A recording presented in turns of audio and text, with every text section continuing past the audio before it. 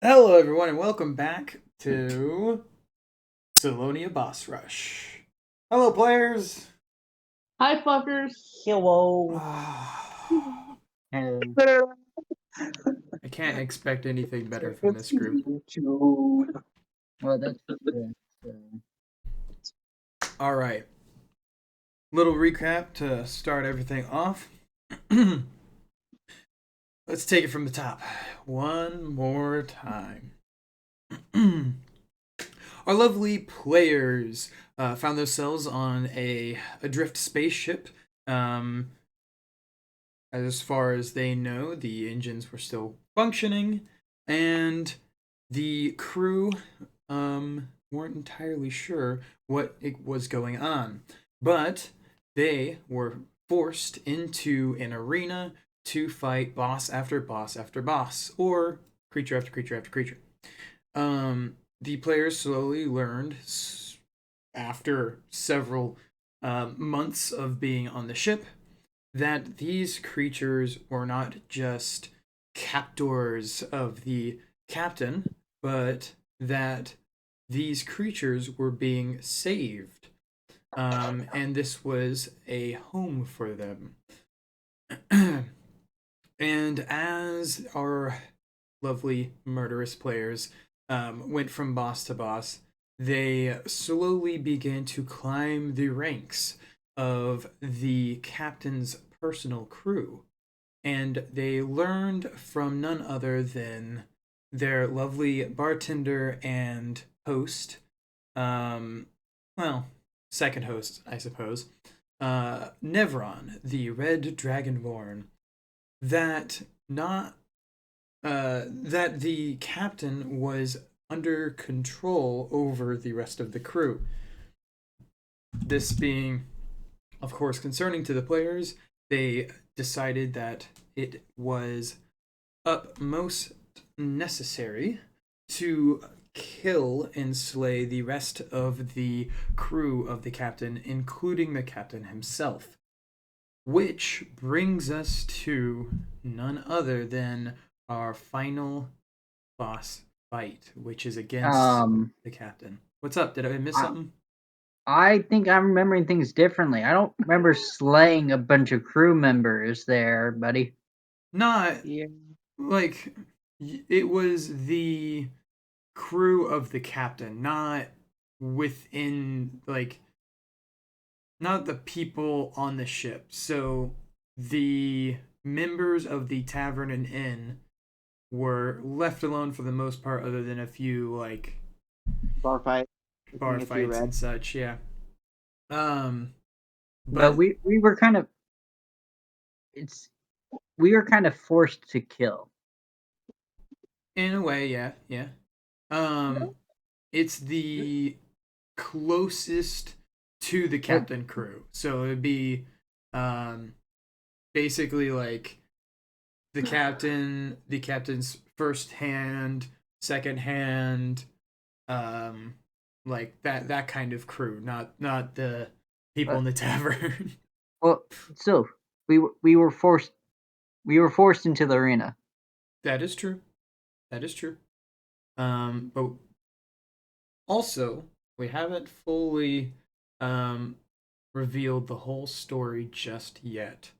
Um, that comes at the end of our lovely final fight we have against the captain. Speaking of, we are in the middle of that, and if you'd like to see what happened previously, watch the video before this. Um, but as far as where we are in this fight, the captain had made, I think, about one or two um, good hits, good actions, good attacks, and had then become stun locked by our lovely Umbra, aka Uwu, aka something. I don't remember what it stood for. Mango, what was your full character name? Unbounded World Breaker Umbra. There we go. And then we have, of course, Sam, who has survived all the way up till this point, being played by none other than our lovely Red. All right. We have Samira, played by Dylan. Borg, borg, borg, borg, borg. Bork, bork, bork, bork, bork. And Tal, played by Tristan, who we've kind of already met in this episode, but hey, Tristan. Hello. Hello. And of course, no one can forget Barracudan, played by none other than lovely Mallory. I'm gonna rip your head off. I don't think Okay. This episode we have Mallory and Tristan on the same mic and Red and Dylan on the same mic. So the way we're going to have to play this, because of that, is simply when it is your turn, be sure that you are close enough to your mic, and that we are able to hear you clearly. We don't want any miscommunication because of that, because that can be frustrating. All right, so we left off at Barracudan's turn because the captain had just ended their turn. So I'll give a little description of the fight, and then we'll go straight to you. So currently, in the middle of the arena, there is a... Seriously? Shit, sorry. Mallory, that was you as well. Oh my god. Just in the middle of the arena, there's a rumbly. Look, I tapped the mute button and I guess it didn't go. No, apparently not. Fuck. Okay. Oh, also, Koi, who is a moth lady samurai type character, is in the fight as well as kind of a helping hand to the players. All right. So in the middle of the arena, there is a large rectangle that is currently on fire. We have grass everywhere, but there are patches from previous battles where the grass has been torn up and shredded off to the sides. We have patches of sand from a dimension the players were taken to from a boss that took over a character's mind. That also caused one of our characters that was very beefy and strong to tear out part of the arena and throw it, which is what's over there. And we have currently the summons from our lovely mummy character Tal. We have 5 of those who are the ancient dog characters. I said ancient, I mean Egyptian. If you have that picture, you can repost it. I'm not going to try to scroll back to find it. Anubis. Anubis, thank you. Yes, they look like Anubis, and they are archers. And then right where the captain is, we have 2 letter P's. That is to show the pit that was created by Samira, Dylan's character, that is currently holding the captain in place, as well as a few of Umbra, Mango's characters' spells. Bazilla Mount is currently being ridden by none other than Barracudan, and the captain has been stun locked because of this situation. So, let's see what happens. Barracudan, what would you like to do? Slight correction. I am not writing it. It's just kind It's of. following you. Yeah. Yes. Yeah. Slight correction. Okay. I'm gonna go over 1, 2, 3 to the right, and I'm gonna do magic, fiery, punchy to Oh, try that was to left. hit him. That was left, and no one told me I was going the wrong way. One, Oh, I 2, didn't. 3. There. No. I'm doing a big old fire punchy to kick his ass. There we go. Because I can't step into the fire or else I will be hurt. Very true. So that is not within melee because there's a My pit. weapon has 15-foot range. Ooh, I like it. All right. Cool, cool. I mean, the captain's in a hole. Also that, but there was 5 foot of hole between them. So, um, I assume that's basic attack. So Yeah. roll to see your damage. Oh yes, there's our Anubis. Fuck. Message. All right. You are still 5 feet away from him, even though you have an increased reach. Your fire, and then cuts right whenever it hits the, or right Wait, before it hits Wait, the. I have advantage for a roll to hit. I have From that save from last time. from. I don't remember what from, but you gave it. All right. I'm not just making sure. If you have it I don't written need down, I'll accept it. that. God, please. No. Fuck! Okay, so the fire shoots out in a spiraling blaze, and right before it can hit the captain, it splits and shoots off into the air. God damn it. And then we have 2 stacks of burn, 3 stacks of suffocate, and chill times 2 for the Oh, good captain. lord, that was supposed to happen first. Okay. Oh fuck yeah, sorry. So we have burn by you, we have suffocate by you. Mango has contaminate and petrify this turn, so that, and then Dylan has a turn of suffocate that increases as long as the captain is in the pit, and also permanent chill, too. So, Nice. your burn. Go ahead and roll a d4 for that. 4. At least one of Maximum them's fucking burn. high. Heck yeah. And then this one is for suffocate. Yes. So that is 2 plus 3, so 5 for suffocate. And then chill times 2, however that works. That would be +1 to Okay. these. And you said it was 5 of the suffocate? Yes. Okay. And then this d4 that I'm rolling is my burn. Nice. Thank Right, God. because your ability causes burn on you. Mm-hmm. Yes. I didn't do much, but I did something, and that's what matters. It's true. That is true. All right. That would that be the end of your turn? Yeah. All right. Just like very he doesn't I don't move because I'm just very loudly cursing and like just angry screeches because I can't hit him. And he's right there.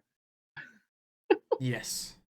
I did miss one thing from a previous game, which is our lovely Mango Uwu Umbra became 500 feet tall and is now like what 3 foot tall or something. 2 inches. 2 inches. Okay, yeah, you're real small. And is now Tao's turn. Our summoner mummy.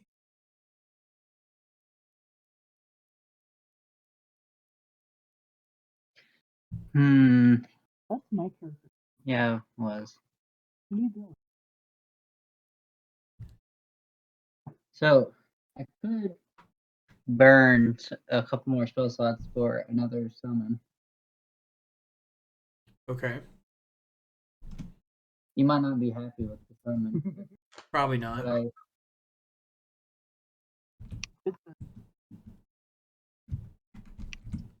could I collect 5 summons into one thing? Hmm. Um.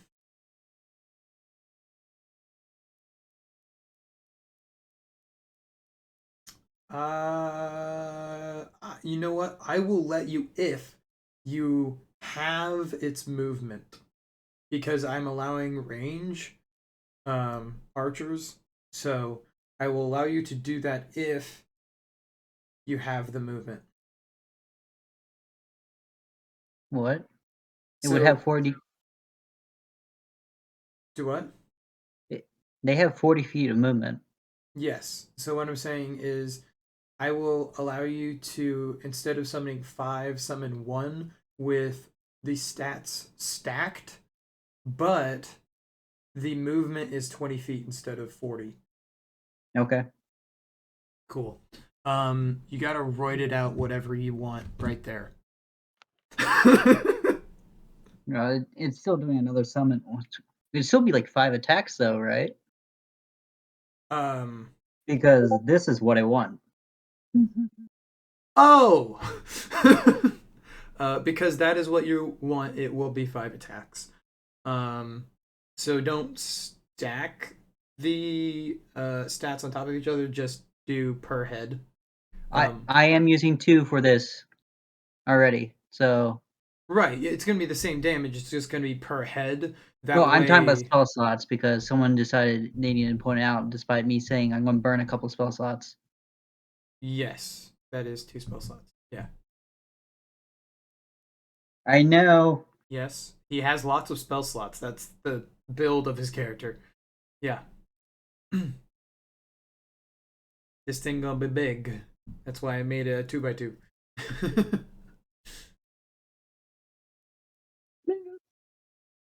Which should be 2 one. stun left. So, is that 6 spell slots? I'm down to 2. You're down to 2? Okay. So I've used 3 total. 3. Yes, 1 to summon the first 5, and then I'm using 2 to summon this thing.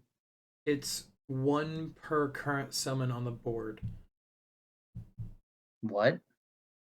Let me. Alright, hold on. Let me pause to see how this is read. And back to the game. Alright, so you have 3 spells left, or something like that. Spell slots left. Because you used 2, because we have a single use of summon already on the board, so this costed 2 spell slots to do, which is perfectly fine. Cool. And you now have a Hydra straight up on the board. This is like 4 times the size of Bazilla, the mount, not the actual enemy. Yeah. So this is big, but I can't make it that big because, of course, this is that would be hectic to deal with. Yeah. Barracuda doesn't have the armor because I use my magic for. He True. doesn't have the. The He buff. goes down to 2 armor because my total I can give is 4, but 2 of that's from Earth magic. I feel like that's fair in the current scenario because the captain's not really doing anything right now because he can't. Yeah. So, yeah. All right. Now just go 20 feet to the right. All right.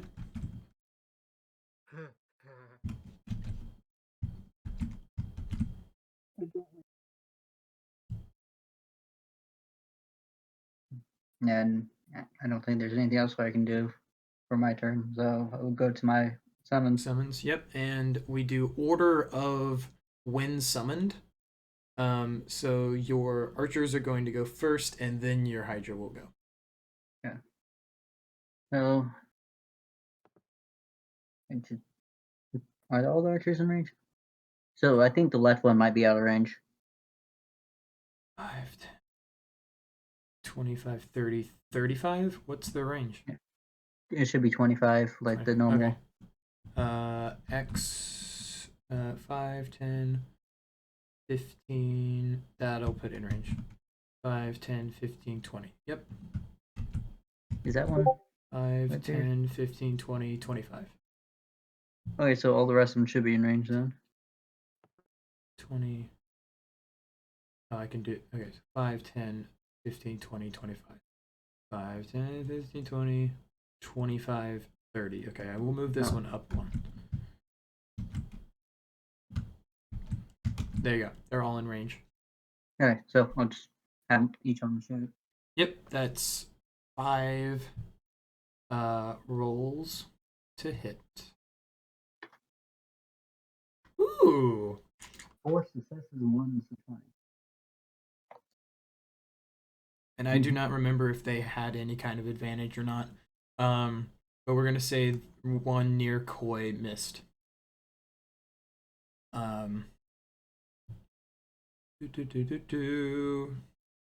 So we have a +4 to one of them because critical success, and then hit, fail.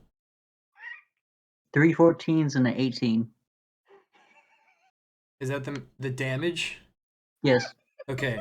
Add 2 to each of those for the permanent chill 2. So a 20 and 3 16? Yeah. Okay, so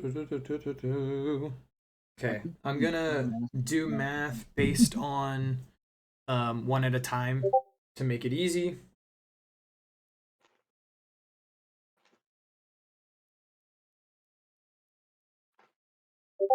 Calculator. Okay, so we had I'm when I say first one, I'm going by the dice rolls. So Yes. the first one damage. No, that would be 18. Oh, no, it'd be 20 because of the +2. Okay. Quick math.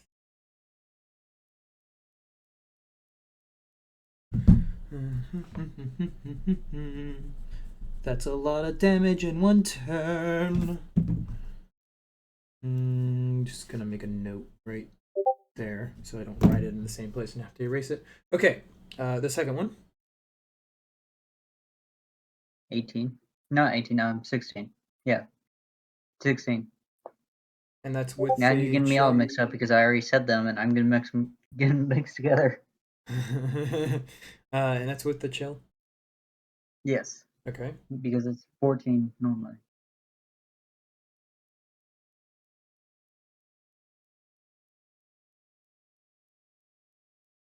Okay. Number 3.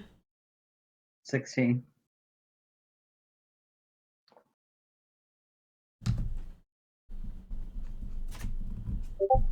Yeah. Okay. And the last one is also 16. Okay. Yeah.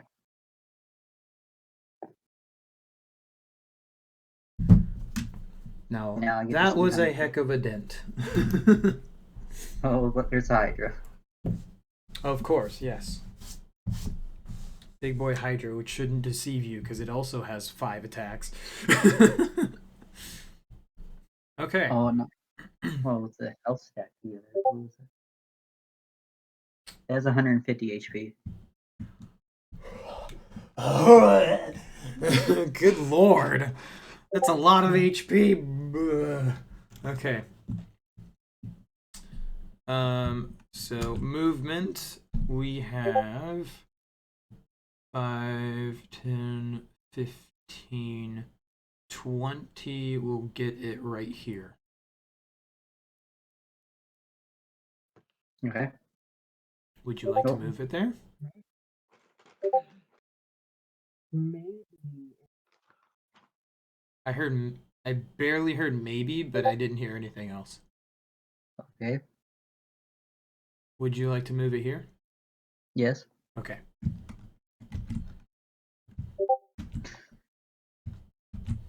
Would a Hydra have a range attack? Would a Hydra have a range effect? Or, I just have it pick up pieces from the ground and throw it at it.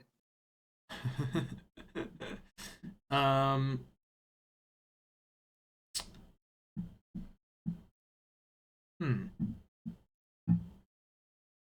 We did have range for these guys. So just yeah, I can't give because anything elements. right. Because I made it a larger square. Go ahead and give it reach. Okay. So just a +5 uh, range, because that would make a difference.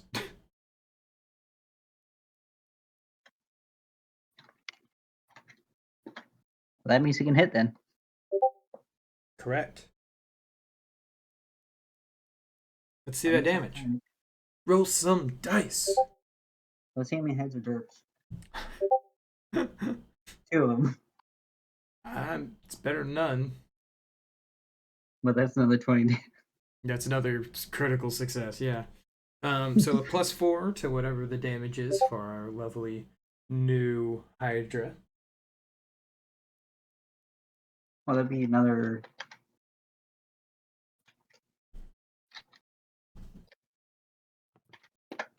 Because it's 14 damage each hit. 20, 16, 16? Okay. Yeah. Doing math.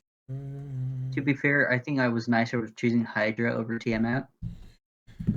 I mean, it's the same thing. I also wouldn't allowed you to summon Tiamat, because it's like straight up a dragon god.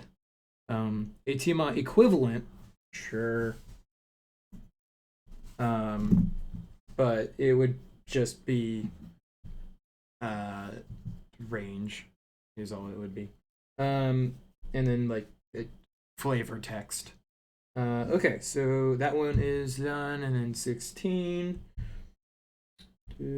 Of course, that's going to be that number instead. So this, and then good lord, this is not looking great for the captain. All right, nice moves, as Wii Sports would say. Will that be the end of your turn? Yes. All right. I apologize for the amount of damage. No, you're good. Okay. You are golden. Without you, the stats would not be nearly as terrifying. Okay, Samira, it is now your turn. Fun. Fun. What is our Minotaur lady gonna do this round? Well, since he's in an enclosed pit in the ground, I'm gonna plant some glowing mushrooms at my feet. Okay, what do they do? They can either be thrown for 2 burn, or they can be eaten for 2d4 health. Ooh, that's And fun. there's 2 of them. And there are 2 of them. Okay. We're gonna go ahead and put your mushroom boys on either side of you. That's fine. All right. Yep. And then I'm gonna move up to the left of Koi.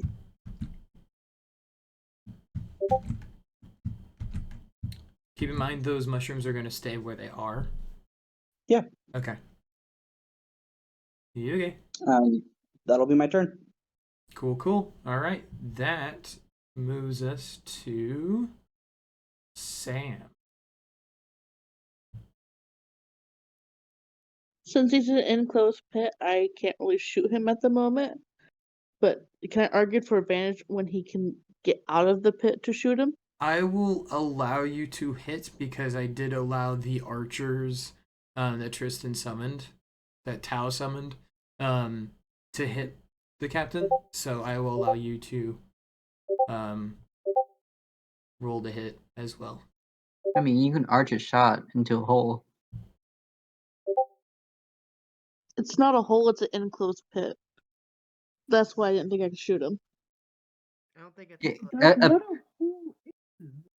a pit is The a hole. ability that encloses around the target. All right, hold on. I gotta mute server, and we're back. Okay.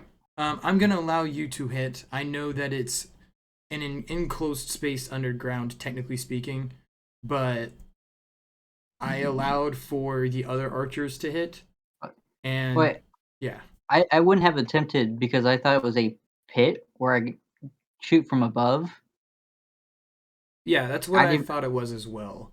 I mean, it was a pit, then it closed up once the captain reappeared. Right, because of suffocate damage. But I'm gonna allow for rolled hits, and I know that's not fully makes any sense.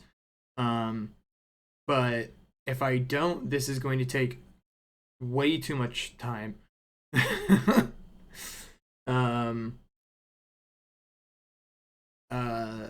Yeah, because if we play it where it's an enclosed space and we just have to keep going until the captain eventually rolls successful, everyone's just going to be standing there doing nothing.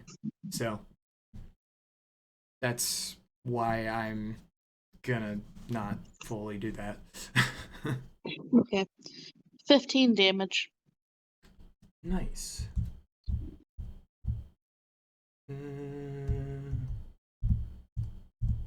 Did you calculate in the 2 chill?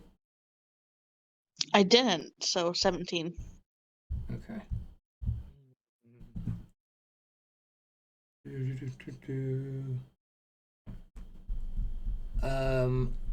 Dylan, I need you to roll for your suffocate damage. I did. You didn't tell me when you did, because that's supposed to happen at the beginning of your turn. I forgot about it, and it That's was why I was reminding you. Okay, so is that a total of 3? it'll be 5 total. Well, 7 total between suffocate and chill. Okay. Next time, if it's not at the beginning of your turn, I'm gonna ignore it. Okay. So you know, and that's just so that we can keep the feel of how turns are meant to go. Okay. So you fire your arrow, it makes a successful landed hit. Shooting through the mud. I'm going to say the mud actually moves to allow for the hit to happen because it is in fact your party member that is causing the magic. So this is kind of a team effort here where every time that a ranged attack happens, our lovely team member Samira moves the dirt out of the way, and then projectiles hit the captain, and then it closes up.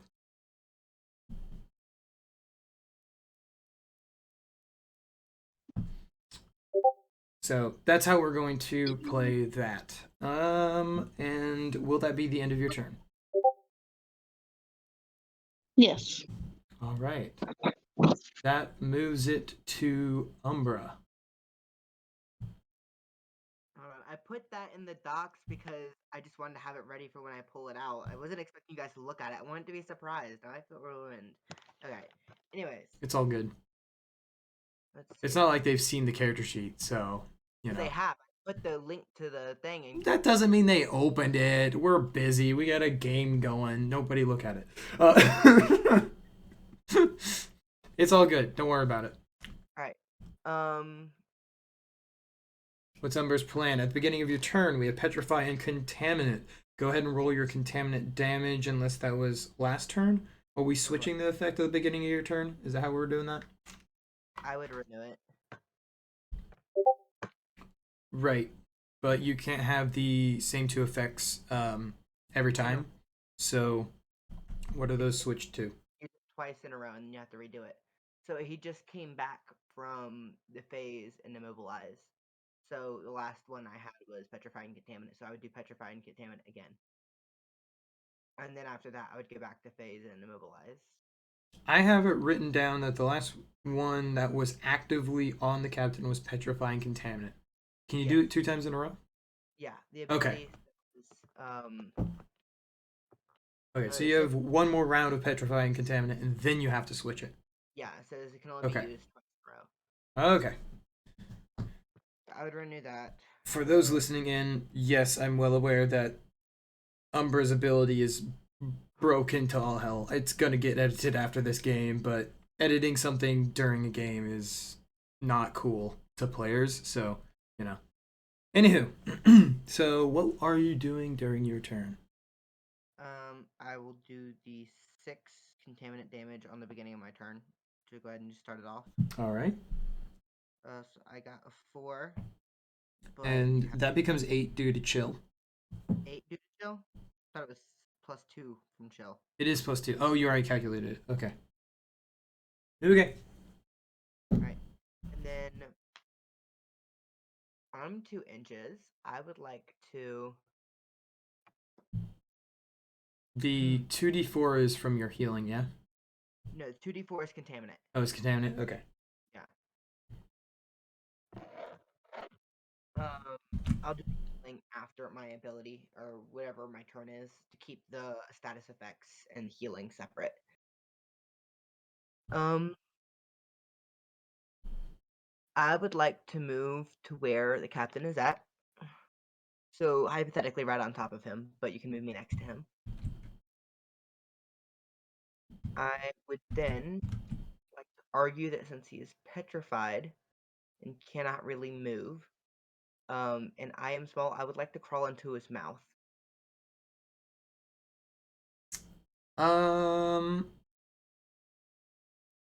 Roll with disadvantage, and my reasoning is because one, he is underground. Yes, the dirt or I guess it's really ship parts, but whatever. Magic, so ship gets opened and dirt's there now. Or dimension, however you want to think of it. So dirt gets moved, then captain, yes, suffocating, but that doesn't necessarily mean his mouth is open. So I'm having you roll with disadvantage because you have to get his mouth open, which he's actively going to struggle against, and then go in his mouth. Alright. Fingers crossed, y'all. Damn. That doesn't bode well. No, it does not. Go ahead and roll again. You know, it might be a crit. Okay. Nope. Um, Then you took all the nat 20s.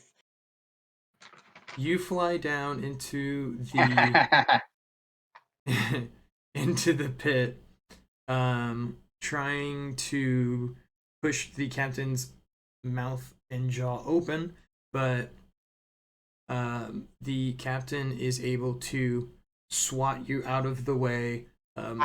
Petrified. He can't move. You're right. I forgot about effects applied. I guess the real reason would be because he's made of stone, so his lips can't move. So you actively cannot. Okay. So I guess that would be the disadvantage, is you trying to move stone. Fighting against your own effect there. Alright. Is there anything else on your turn? Would you consider that an attack or an item action / movement? I'm going to take your role playing speaking at the end of the turn and also movement for that. Alright. Okay. So you can still do an action. What do I want to do? Let me take a peek. Yeah, okay. We'll do this then. Now that I am in the mud, I don't want to stay inside the mud as a small thing, obviously. Mm-hmm. I will use Cake or Death again and grow again to 500 feet, pushing him further down into the mud. Okay.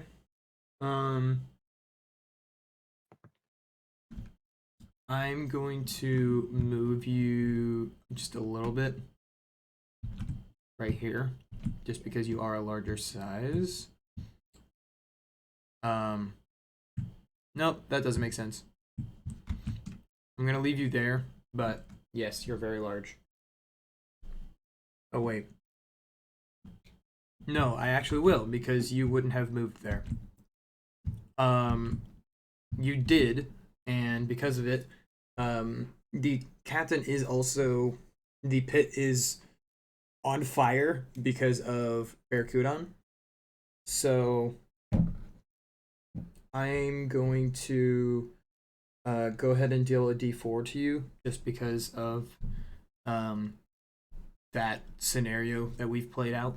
But a d4 is not that much in the long run. So 3 burn damage for entering the fire rectangle.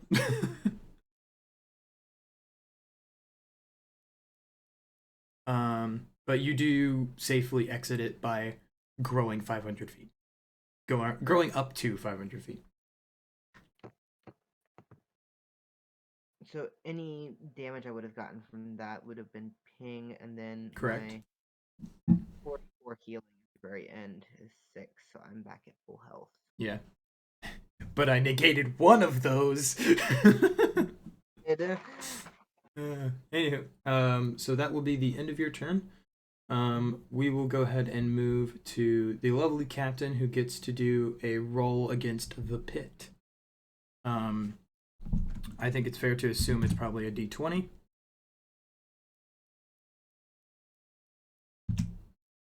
That is a critical success. Unfortunately, he is petrified, so I'm going to go ahead and roll disadvantage because of that. Yeah, that's what I thought. Okay.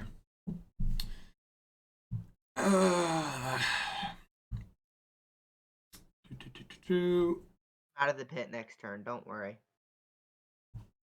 Yeah, he will, whether he likes it or not. All right, so that brings us to the top of the round because there's nothing else the captain can do on his turn because he is petrified, which means can't move and also can't attack, and being damaged. So, Barracuda, it is your turn. Yeah. Okay. I'm gonna try and fucking deck him again the same way I did last time. That's right. not the right tab. And Let's see it. where do things go? I don't even know. Yeah, damn it! Why'd I turn southern? Fucking damn it! Just keep in mind you do have your little bit of role playing at the end of your turn if you would like to use that for anything. No, I know.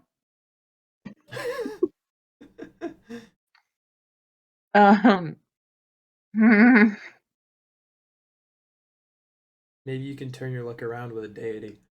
You see, asking for help is a weakness. I see. I believe we established this last time. How angry can you be? Show me how angry you can be. Have your parents gone to bed yet, Tristan? That's going to determine this. I don't think they have. Okay. Oh no. The fact that they're still up and could hear me, or the fact that they aren't up. Like, I'm not going to wake them, but also that means they can hear me.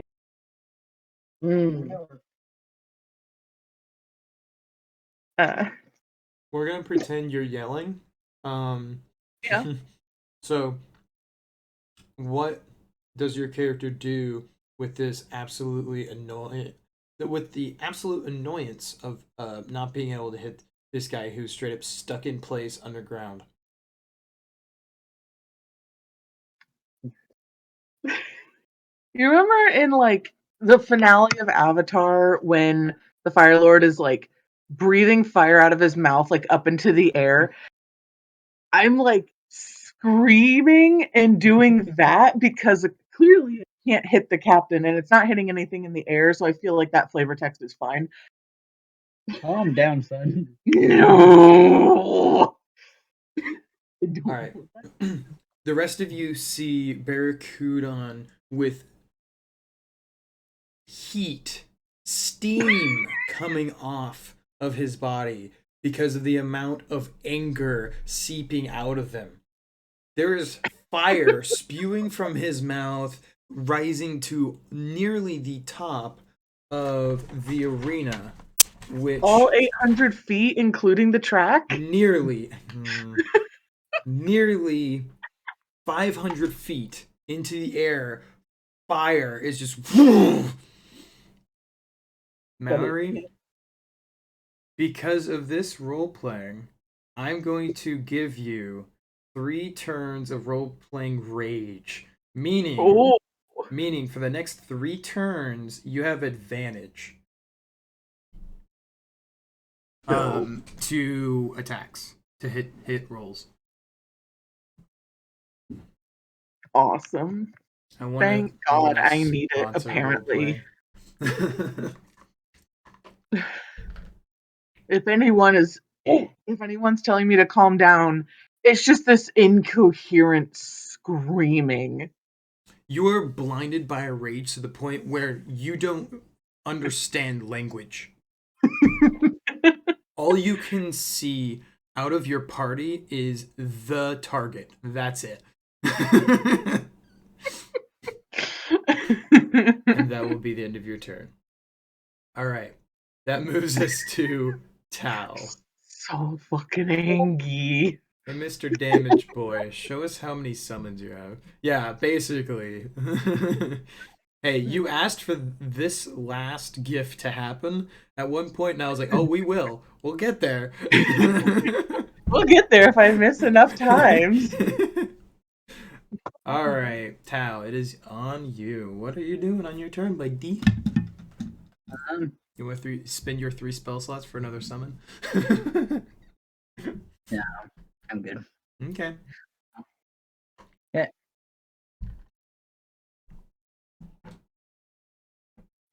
Can I use earth magic to make a sand veil around the Hydra to hide it from the captain? What is the thing you just said? A sand what? Wait, like it mini sandstorm just to Ooh. the thing of just hide the Hydra where he doesn't know where the heads are going to pop out of. Ooh. I would use you. I would have to use your action for this. Well, I'm using my earth magic. Yeah, I mean, is this an ability that you're thinking? No, I was No. just trying to use my basic Yeah, magic. you can use your basic magic to try to do this. You're level 10, of course I'm going to allow that. Of course, let's see it. Go ahead and make a d20 roll to see your success. That's a 4.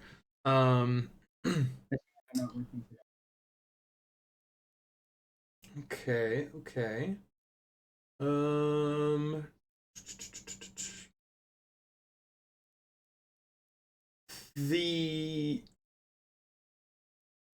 You're able to get a swirling of wind, but the most you can do with your earth magic is move a few blades of grass around your Hydra, which, let's be fair here, is adorable, but not very good as far as armor being able to be seen goes. And then I saw old man hobble towards the sand there. Yes, you are probably several hundred years old. You're moving where now? Towards the sand to the right. The tan stuff. 20 or 25 feet? 20. Okay, we'll put you right there. Now listen to me, Sunny Sand. I'm probably older than you.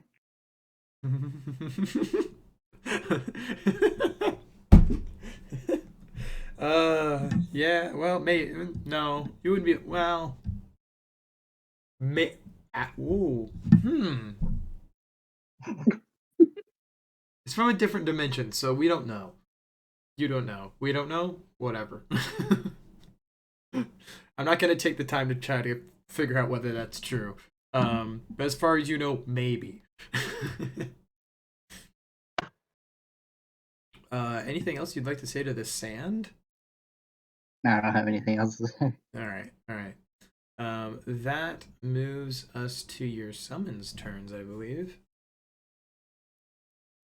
Is there still a dome around the captain? A dome. or whatever's going on. Oh, with the that. Okay, so what's going on is every time a projectile from a party member is shot, Samira, Samira opens up the pit in the ground for it to hit if it is successful, of course. Or I'll put it this way: if it looks like it is on target, and then when it hits, when it hits, the ground closes back up. So that's per each thing. So the ground is actively opening and closing. Which and that's still happening. That was yes, one of my that's still going on. The captain failed the rolls to get out of it. Alright. So I'll just have all the summons attack it. All right, that is roll your dice. 5 and then 5 again.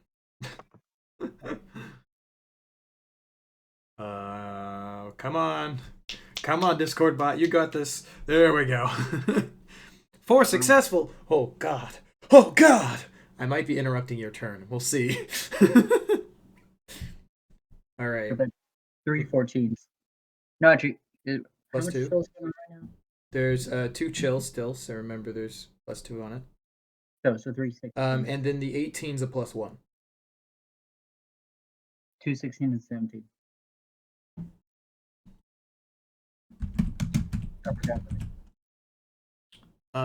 What's the 11? That is a success. Oh, that. Okay. I'm a dumbass. So.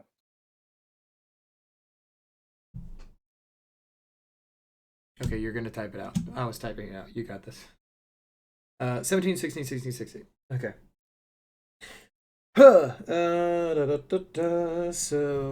that's gonna be, and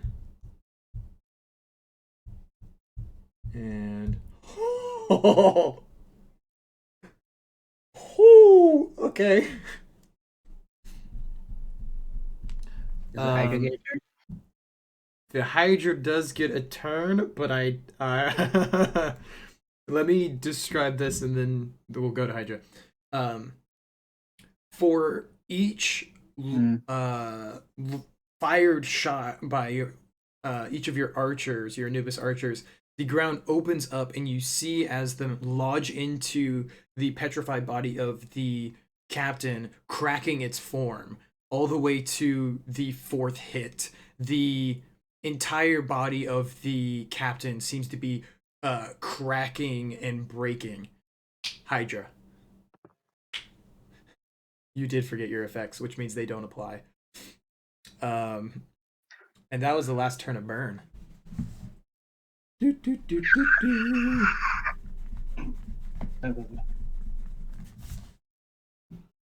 All right, so give. You don't even need to give me any things. Don't even. It doesn't matter. Okay. Here we go, guys. Now we have things going on. Now I'm excited. So the ground opens up as the Hydra goes down to bite the captain, and you hear a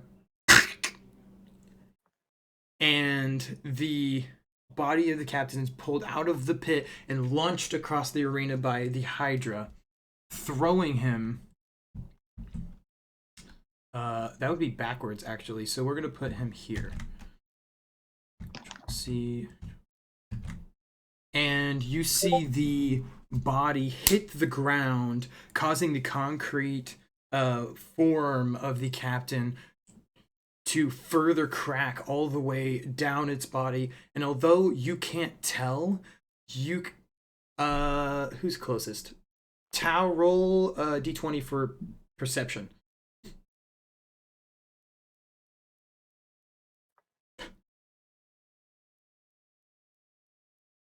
Ten. Okay, so I'm so worried about the sand.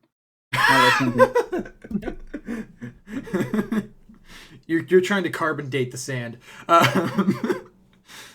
Okay, so the captain's form, you watch as the petrification, the concrete form shatters off the body of the captain, causing these hardened chips to go flying around the captain, and he stands back up, and the cloak falls to the floor, revealing a probably 6.5, probably 6 feet ish human that has a giant scar across the right eye and a giant spear, because javelin spear, same thing, that is sheathed behind his back, that somehow was not visible behind the cloak that was being worn. And you watch one arm come back up as it did before at the beginning of the combat, revealing not only 6 magical spears, but a spectral chain wrapping from one to the other and then vanishing. The captain is wearing a striped shirt, white and blue, and a black dragon leather vest. The hair of the captain is shaved on the left and right sides, down to a stubble, and the top is spiked backwards as if it has seen a explosion in front of him.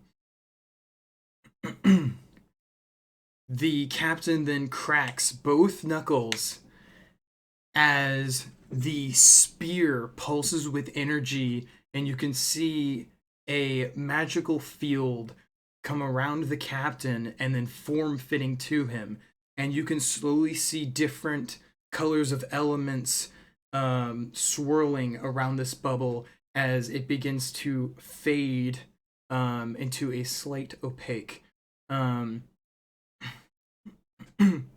The burst from this shield appearing causes none other than the pit here to vanish, but also the fire that was on the ground to disappear as well. The mushrooms here they seem to have nearly lost their magic, but it's like a flickering glow of them.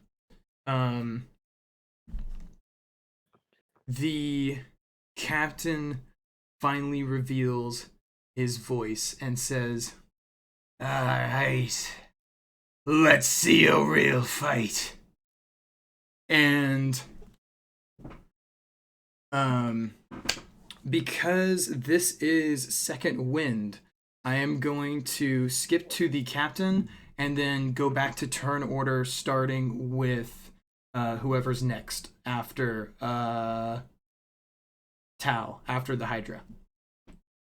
I feel like that's fair. Okay.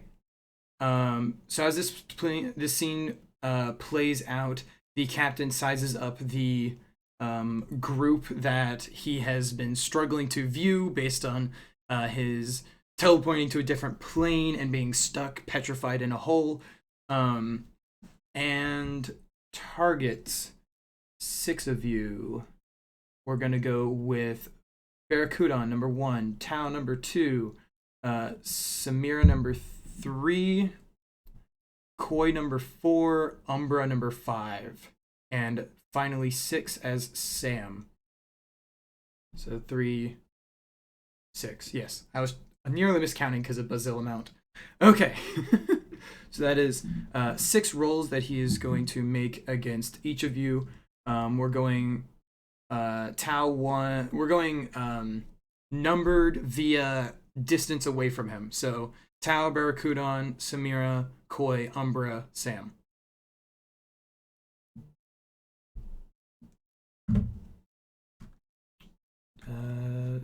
6d6s, d20s. Oh, come on, you've been petrified for so long and you can only hit twice? He's a little bit rusty. He's a little rusty, yeah. He's been in a hole. It's in the hole. He's in the hole. Oh, good lord. So who the fuck do you have? Me?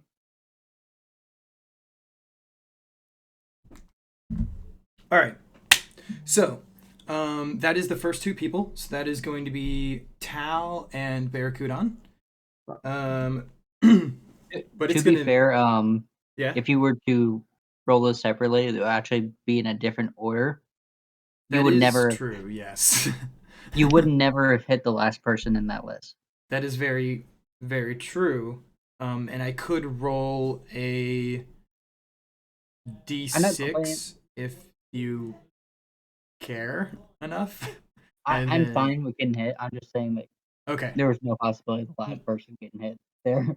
Yeah, no. Next time I'll roll them separately with that in mind. But okay, so the first spear travels, and because it is a spectral form, just like the chains that I had appeared and vanished, connecting these 6 spears, it hits Tal with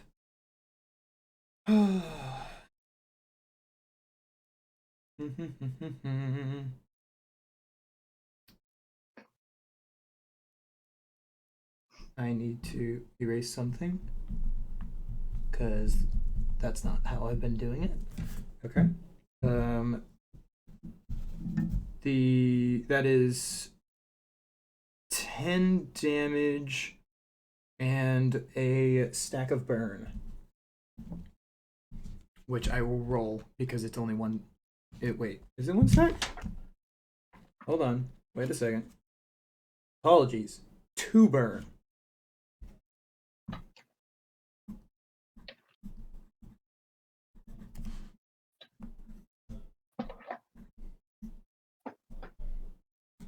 And I need to pull something up real quick.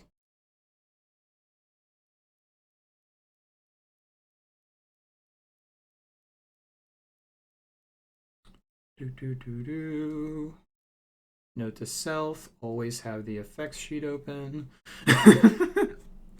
Oh, there it is. Luckily, it's right at the beginning.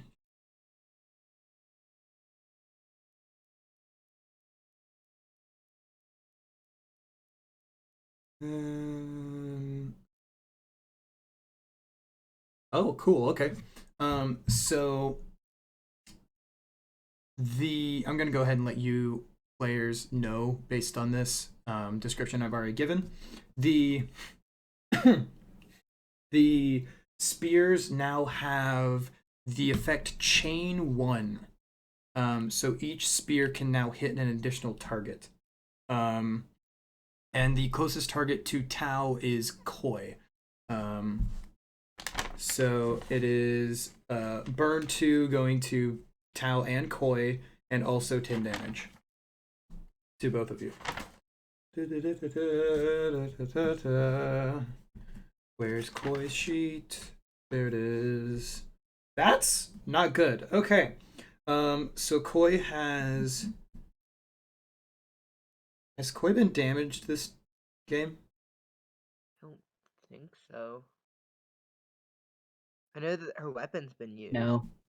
Weapon has been used. Okay, then I need to change this because that's not correct. All right. So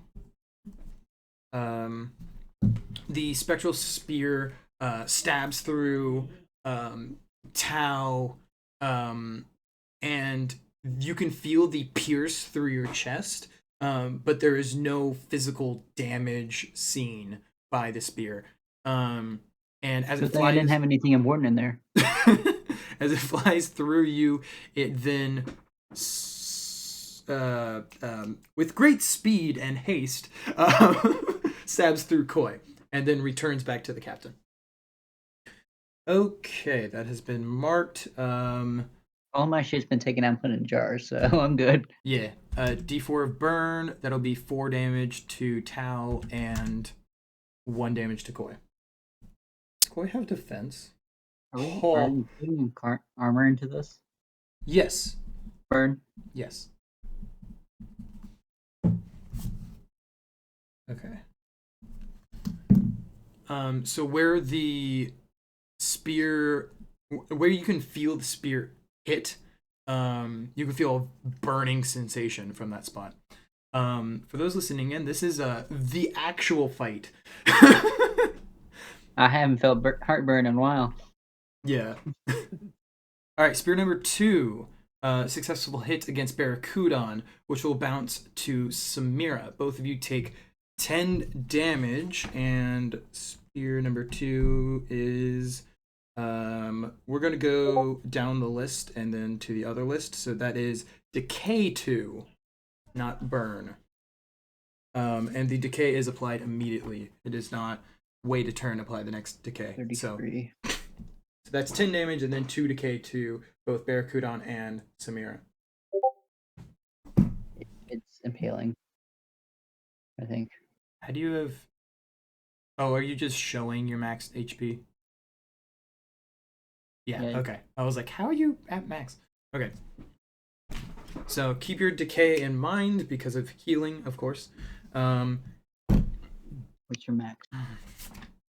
And that will be the end of... will he move?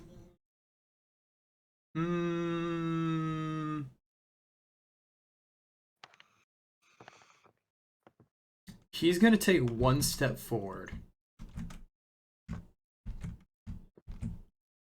As he releases the 2 javelins. Javelins? Spears? Whatever.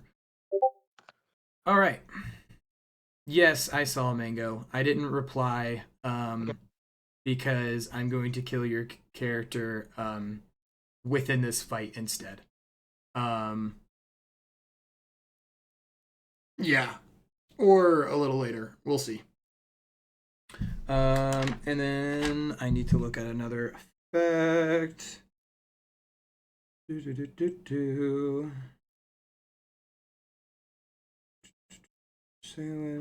4th. Okay.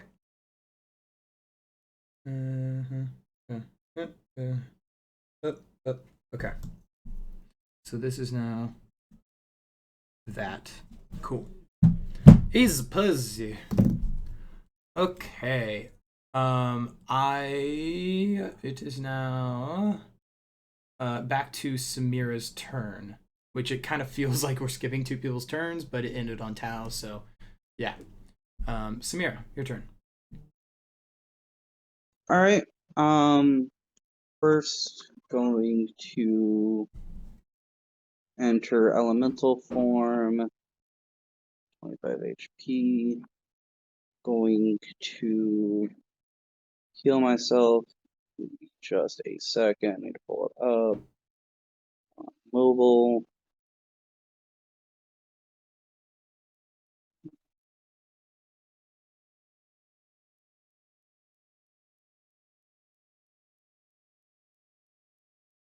All right. Going to use life refresh or refresh. So that'll be 1d4, 1. Fun. Plus 24. So I think that maxes me out. Then I'm going to run all the way up as far as I can. So 20 movement.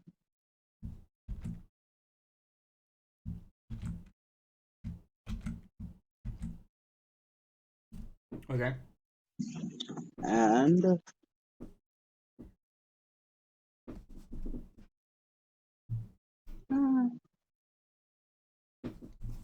if I were to use Speed Demon while in elemental form, since I'm taking another turn, will I have to take that 5 HP reduction again. Yes. Okay. On that note, I'm going to go ahead and burn all 4 of my accelerate charges using Neutron Blast. Goody. So step by step, explain how like what happens in the damage and such, so I can calculate it. That's going to be 27, 34, 35, 45 damage 4 times. Oh. Yeah. Okay. And then of course, that's nice. Okay.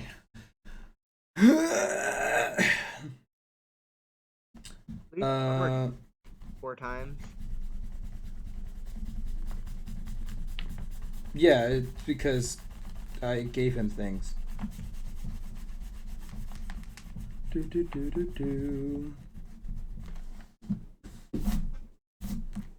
You know, I had a plan for what I was supposed to do, and then I didn't do it, and now I know why I should have. Okay. So, you're specifically doing Neutron Blast, yeah? Yes. Okay. The rest of the party, you watch as the lovely Samira, the Minotaur, the female Minotaur enchanter goes into elemental form,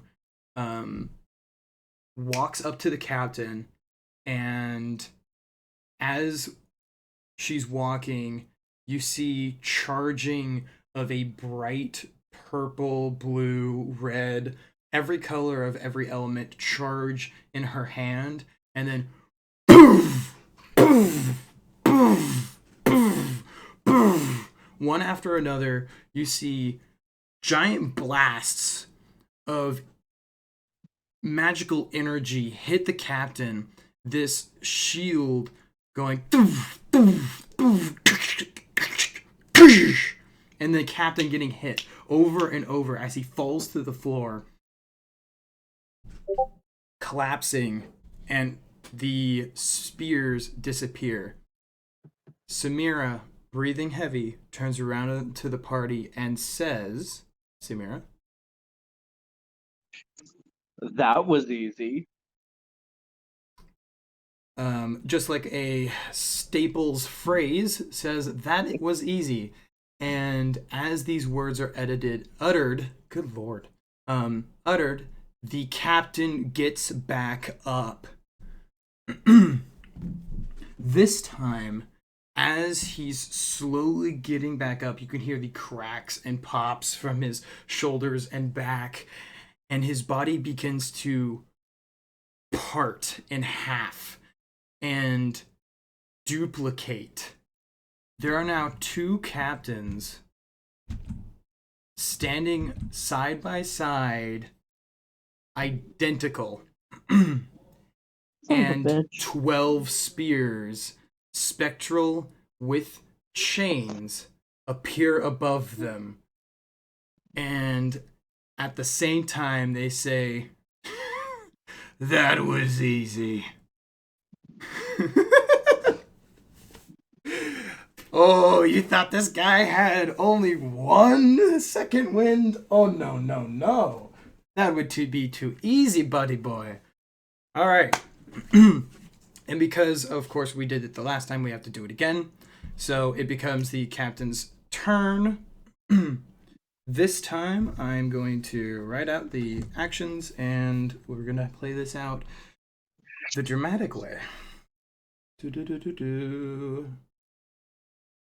So that is 2 captains, 12 actions because of the spears. All right. The first action, the we're gonna number the captains because it's going to be easier that way. That one and that one. Obviously, they're identical, but yeah. Okay. To begin with, let me copy the scenario here because it's not going to matter. To begin with, as the spears come back into, I guess you could say reality. The shield that you saw on the previous form of the captain appears back on both of the captains, and this time as it wraps around, you watch as the reality around all of you begins to crack and crumble, causing breaks in reality to appear. Let me just zoom out to show you the sheer problem that's going on here.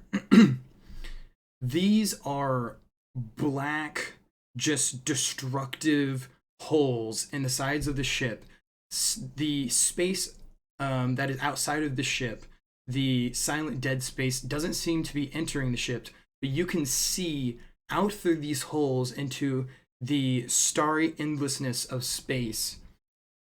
And let me just, this is gonna look weird, but it's supposed to look weird, so oh, I got that pretty close, actually. Okay. This is the final stage, with the breaking and cracking of the ground of the ship, the whole entire arena, even the ceiling has holes in it. Let me zoom back in. I hope you all have a way to breathe when shit hits the fan. Okay. I don't have lungs. It doesn't matter to me. So let's go ahead and action number 1 for you, so you guys know, because I think it's kind of obvious. We have this little tab name here that's a little hint. Okay. Action number 1, you watch as the, I guess we should do this 2 sets of actions so I know which captain's doing what. So 6 and 6 and 5. Okay. First action, the first captain, you watch as its 6 spears, much like a bundle of arrows, bunched together with the chain wrapped around it, and shifts slowly, pointing at the 500-foot tall Umbra. Is he? Yeah, he's 500 foot tall. That's what he said. I thought he shrunk. No, he changed sizes after his little fiasco of trying to get into the captain's mouth. Oh, I missed that. Yeah. You were kind of And Mango? I can't hear you guys. You guys sound very far away. Were you trying to do the Ant-Man thing to Thanos? Is actually, yeah. unfortunately, your own effect negated that. I would have argued an insta-kill for that. Oh, I know you would have, but good try. That was a good thought. Okay. So, as the spears come together chained, they target Umbra, and the first captain says, "Bladed javelin spear cannon." And you watch as the shield that is around the captain flicker, and you hear a voice. "Aye, aye, Captain." Umbra. Yeah. You are going to get a successful hit from each blade, causing piercing 3 each hit. And then because of chain, it happens again. And after the barrage, you get knocked back 8. So let's count down the spears, shall we? The first one, that is 10 damage to burn. Obviously, this is 1 stack of burn being applied, so a d4. Okay. So 14 damage on the first hit. That is ping. And it has piercing 3. So let me see. What was the burn? 4. 4. All right.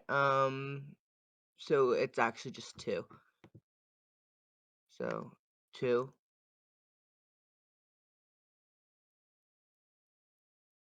Okay.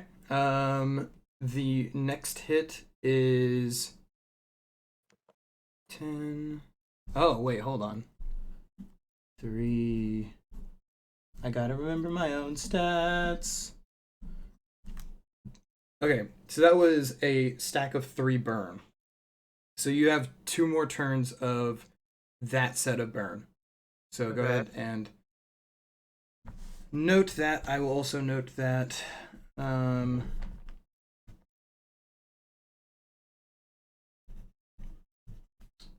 Burn, and you have 2 turns left. Okay. And the next spear is 10 damage plus 3 decay, with piercing 3. All right. I'll say that's 3 because of the decay.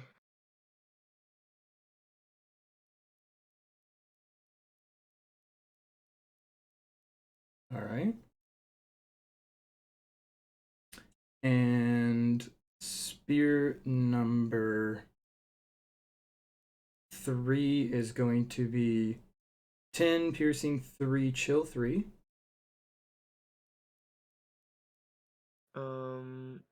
That would still just be ping Okay.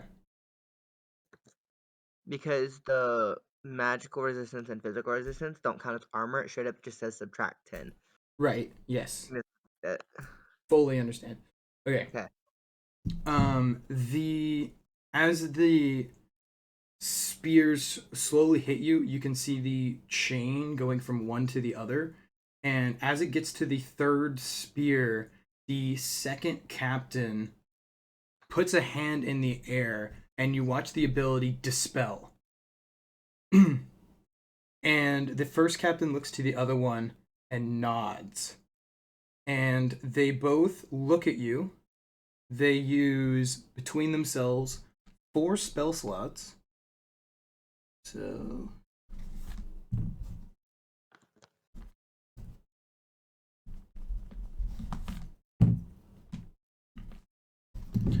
and the rest of the party, you see this 500-foot Umbra float off of the ground, and each spear from both captains, one at a time, pierce through the body of Umbra and stick and just stay halfway through. And you all will notice that the spot that they get stuck is where Umbra's heart would be. One at a time, piercing, and eventually there being a total of 12 spears stuck inside of this floating 500-foot Umbra. And the second captain... Oh, hold on. Take off my clip. I have to look at things.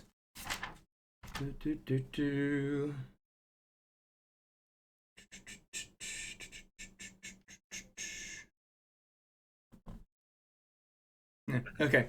The second Brain? The second captain looks over to the first one and nods, and then they both look at Umbra and say, "Neutron end." And you can see the same ability that Samira had just used, that glowing magic ball, slowly grow larger around the central point that each of these spears have caused, eventually enveloping Umbra. And once the whole body of Umbra has been consumed by this ball of energy, it collapses like a star, and Umbra is no more.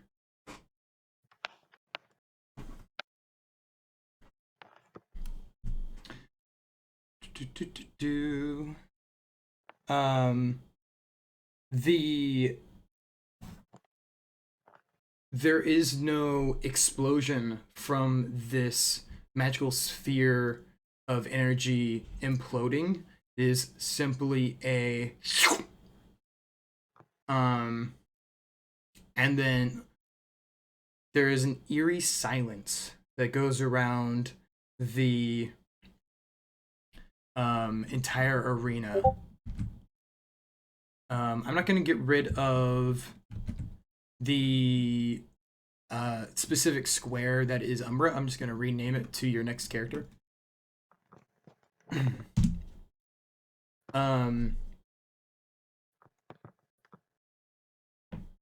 As what was Umbra disappears,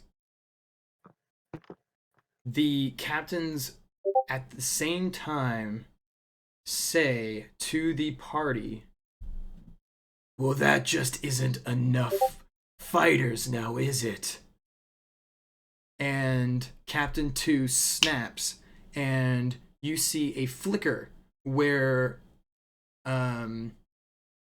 the left foot of the 500-foot tall Umbra would have been, flickers into reality. Mango, describe your character. I'm gonna post a picture first. Okay. Yes, of course. We talked about this one. I just entirely forgot. What can you spell the name for me so that we can at least have you named? Claude. Totally not a pun or anything. Laude. All of your character names are puns. Let's not beat around the bush or anything. Okay. Go ahead and describe you and what the players would know about you. Or what you would say when coming into reality. I would probably say would be, that's a new one. I'm gonna have to write that one down. I'm just gonna pull out like a little note pen, like take notes, very neat notes. I'm gonna put away like my little notebook, and look around and be like, "Yep, this is a mess. I don't like it here." And then immediately just introduce myself to the players. Be like, "Well, it looks like I'm stuck with y'all." So, and then I would just describe my backstory very quickly, like very haphazardly. Go on. Yeah. Just out of context, I'm just gonna read my backstory. It's like, Yeah, go. Yeah.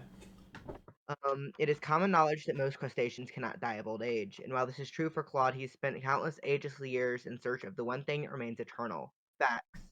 Claude, being a Karakin, which is the name of the species that picture's from, has 2 hands and 2 massive claws that he uses as weapons, intimidation tools, shields, and as well as to grapple things, as well as many legs allowing for easy movement across all types of amphibious terrains, quickly and effectively.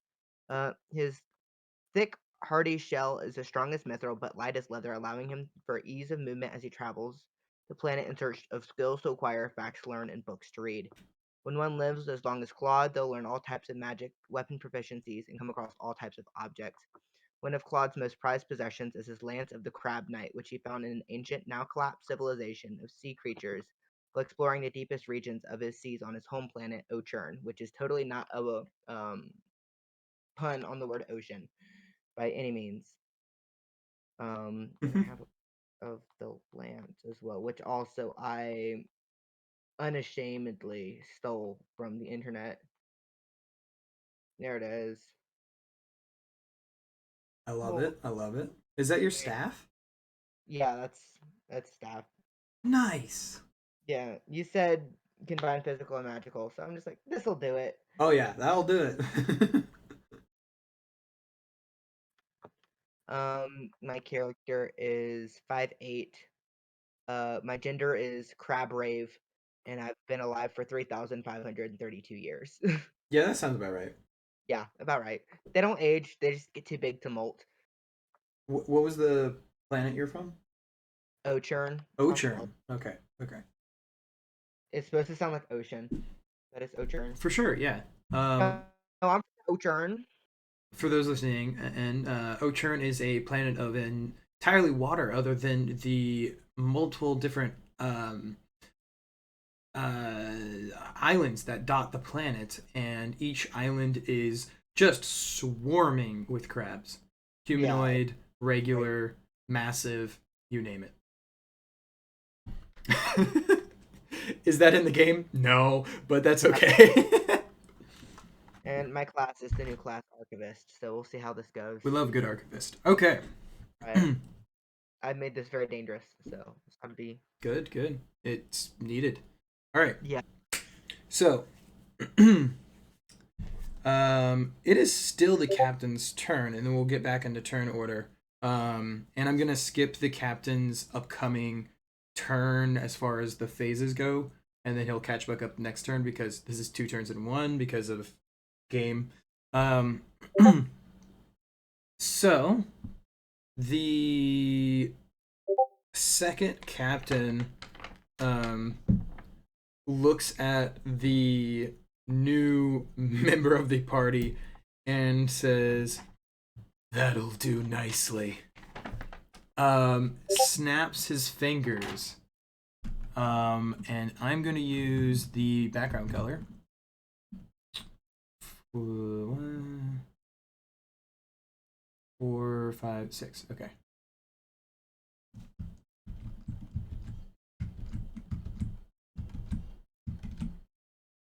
Okay, and I can at least name these. So I'm gonna go ahead and off the top of my head, what are we gonna name these? How about? Oh no, those are some good names. Samira. Tao. Yeah, that's a good one. We'll go with. We need like a strong name, maybe like Fire. Barracuda.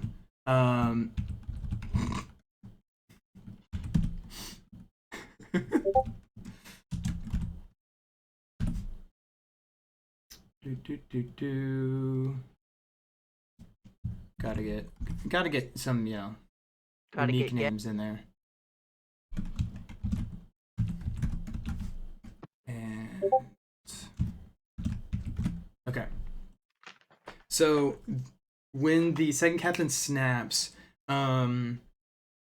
you see the ground kind of like moving water, but into the shapes of each of your characters.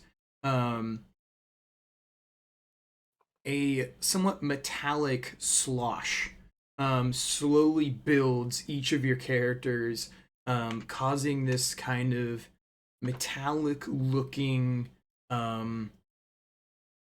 humanoid figures or creature figures of each of you, kind of silhouettes. And the the first captain says, "Now that's such a good idea. Why didn't I think of that? But you know what would be better? If this fight lasted just a little bit longer."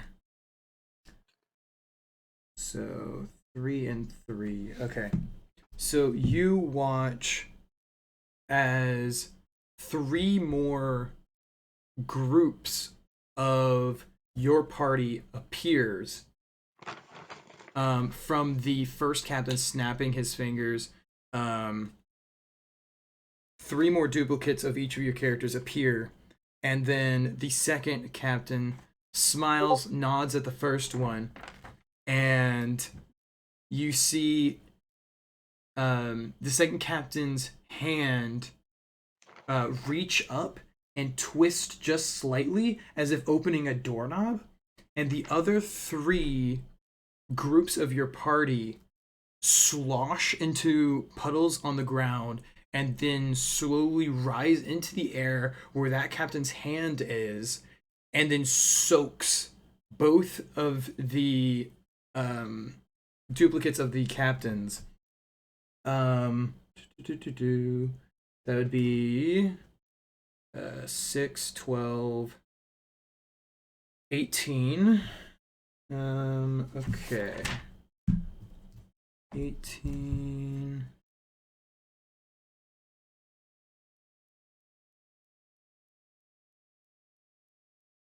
Okay.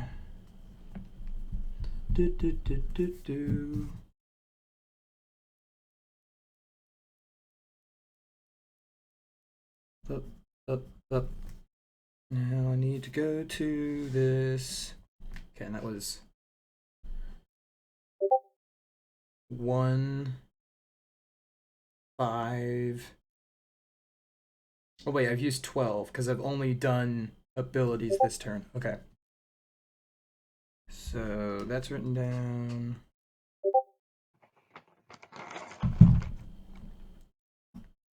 Well, that was fun. We're gonna say that was close to half of his spell slots. Both of the captains, specifically, obviously the first one, but because the first one's split in two, the wounds from the last two versions of the captain were shared between them. You watch as those wounds patch, seal, and heal. All right. That was Samir's turn.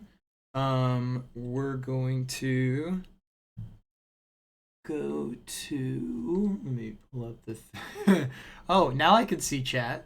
I see you've enjoyed the descriptors. All right, it is Sam's turn. I can be fucking useful. We'll see. We'll see. We're gonna use glitch. Yes, ma'am. Nice. Well, Great timing for that. That's what you is. That's not. That's you. Just okay. I know that wasn't to Red, but that's still funny. Okay, good. I couldn't hear her. It's all good. You're not in range to hit Yeah, we're gonna anything. get closer. Okay. What's your movement? 30. Okay, 5, 10, 15, 20, 25, 30. Does that look good? Yep. Okay. Glitch, motherfuckers. All right, what are you targeting with it? The copies. Uh, I can't see the names. how many? It's each of your party members, including you. How many targets can you use for your glitch?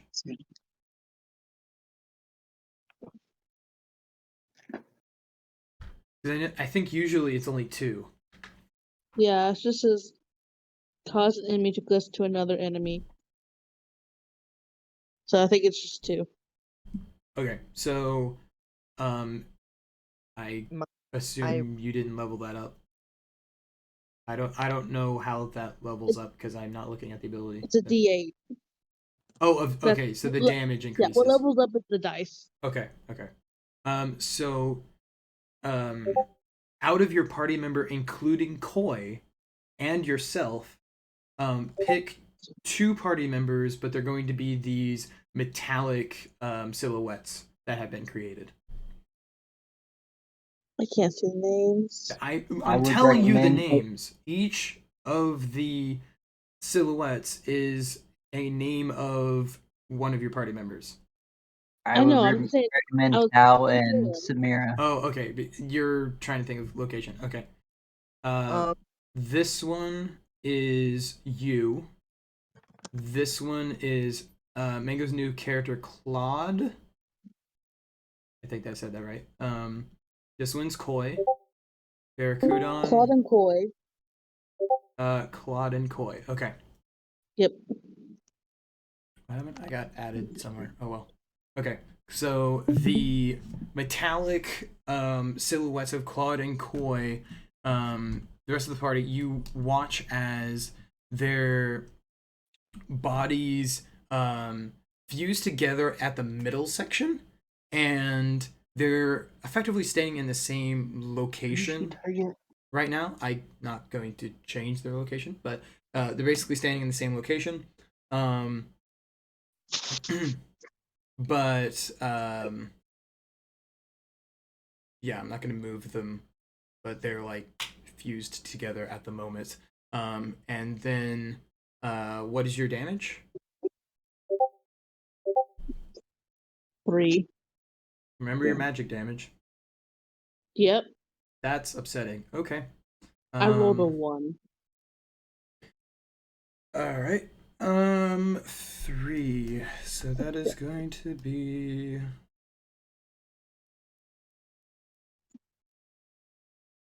I put actual people's names. So Mango. 3. And then Koi copy. I'll just write that down. 3. Okay. You watch as where they joined, they flicker and then come apart. They have now effectively switched spots. So no, I want that there, that there, that there. Cool. All right. Anything else for your turn? Nope, that'd be it. All right. We now move to Claude. Alright. I will take out my pencil and paper and start planning. This is just. I wouldn't consider this an item action because it's just flavor text, if that's okay Okay. with you. I plan on. Roll a d20. Alright. Okay. 17. Because you're an archivist, you love your notes, and you are effectively studying what's going on right now because you've just basically appeared in reality. Your next attack that's not on this turn, or the one that you're planning for, if it is on this turn, then fine by me. You get advantage too. Alright. I plan on looking at my notes to study everything before I do something, just for flavor text character. Yeah, fair. I will put my notepad and stuff back. Scratch my little, crab chin with my claw, and then I will cast Identity Crisis. Yes, of course. Okay. Yeah, of course I will. I have to. So I gain all spell slots from our targets in combat. I almost want to said battle. Except for boss enemies, yep. No, it says from all targets. You cannot copy boss abilities, but you do copy the spell slots from bosses. Spell slots, current or total? So it just says gain and copy all abilities and spell slots temporarily from all targets currently in battle. Okay, So I'm gonna say current because it does say currently in battle as well. So, so that is a nice spicy. You want 18 from the captain. that should be good enough to last me. Oh, you think so, do you? So we'll have 18. Those listening in, this is temporary and will be edited, of course, by the aftermath of this game. All right. And then for my item action, I will eat one of the berries in which I had spent my downtime summoning. Oh, yes, of course, yeah. Yeah, I will be eating a hasty berry. Nice. When eaten, gives you speed demon with a cooldown of 4 turns. Mm-hmm. So I will do this and do 4 out of 4. So that's the spell slots and the speed demon cooldown. And Okay. then for my second turn, let me look at the map. Don't you add up all of the party's spell slots? Yeah, but for right now, the bosses are going to be enough for me right now. So Okay. not going to consider it because it's just asking things that aren't going to matter all too much right now, and it's going to Yeah. take up time. In my first turn, I would have moved 1, 2, 3, 4. Wait, what is my movement speed? I know I have. We'll double check. 45 movement speed. Okay. Part of that comes from my pendant. 1, 2, 3, 4, 5. Honestly, I'm gonna move right up to the Bazilla Mount. And then for my second action, I will cast Living Puppet. Take control of 6 non-boss enemies. They'll survive as puppets until the end of combat or they die. Oh my god, this is gonna be funny. Okay. I would like to turn all of our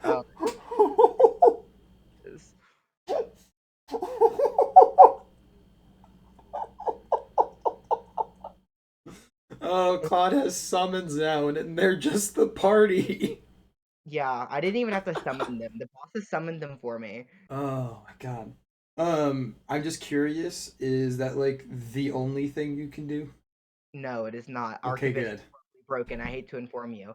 Um, At level 10, at least it is. I'm sure because it does have access to basically every ability, It's but the multi magic. yeah, in a way. Let me see how many. The I multi have. magic isn't changing, but yeah. I have 1, 2, 3, 4. That means 6 multi abilities. magic is the broken part.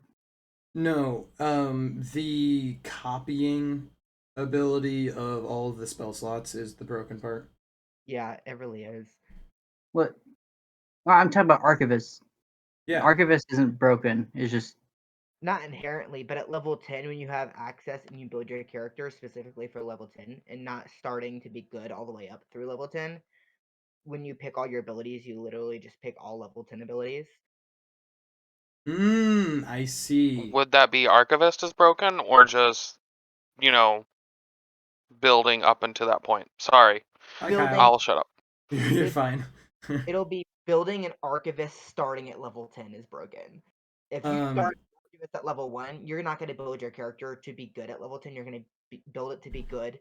Okay, hold on. Let me write down that because that's very important, and I didn't catch that. Okay, so I need to add flaws to archivist, which is at what levels does it gain all level whatever abilities? Oh, no. It's literally, it's not that it gains anything. It's that I created this character to be level 10. I did not start at level 1. I did not have to worry about it being good at level 4 or level 5. I created it specifically to be good at level 10 because I started it and created it at level 10. Yes, I know, Okay. but in the which I think this is what So, Tristan's gonna go on. any character that you are just solely for the highest level, Yeah. it will be like that as long as it's the right ones. If you go for a level 10 enchanter or That's chaos essentially mage, what I was saying too. Yeah. yeah, It's going to be like that. If you're building at level 10, assuming our max level or whatever, your options will. If you don't have to build at level consistently, I think is a good way of putting it. Like you have to do the level 1 stuff first, then the level 2. Like if you're building at level 10 and your options are everything before as well as during level 10 for all of your powers or picks or whatever, Yeah, that can be broken. Yeah. that's very fair. And what I'm going to edit multi magic as a passive, not the archivist for flaws. So for multi magic, I want to add instead of gain all from because it's no wait what is that from? Because you had said gain all level 10 abilities. No, I said when I create it as a level 10 archivist, I picked all level 10 abilities. could we? Oh, I see. Okay, I misunderstood. Yeah, Which right. is You literally could not do any other way if you were building your character from level 1 and Yeah. working it. You could only do it if you were building it at level 10. I gotcha. Okay. Yeah. Which is what you were doing because, of course, I had asked for a level 10 ability or level 10 character. Hey, can we keep going, please? Yes. Sorry for the interruption. Well, if you're making a video for something, people aren't going to want to watch the parts like that. Yeah. Apologies. I didn't expect that to come up. Yeah. So we are on Claude taking control of the metallic party members. How do we want to do this? Sure. Okay. I'll do this this way. So you, while you're writing notes in your notebook furiously, you see the party sees a spectral page flow out of the notebook and tear, hitting each of the metallic versions of themselves, and they turn 180 degrees looking at both captains. The two captains don't seem phased. And then for my final item action for my second turn, I will eat a tense berry. Nice. Which, when eaten, gives me plus 10 physical damage till the end of combat. That will be my turn. I'm just going to comment on how good the berry tastes. Sweet. Okay. That takes us to. We skip the captain. Barracuda, your turn. Okay, so since the shadow silvery whatever,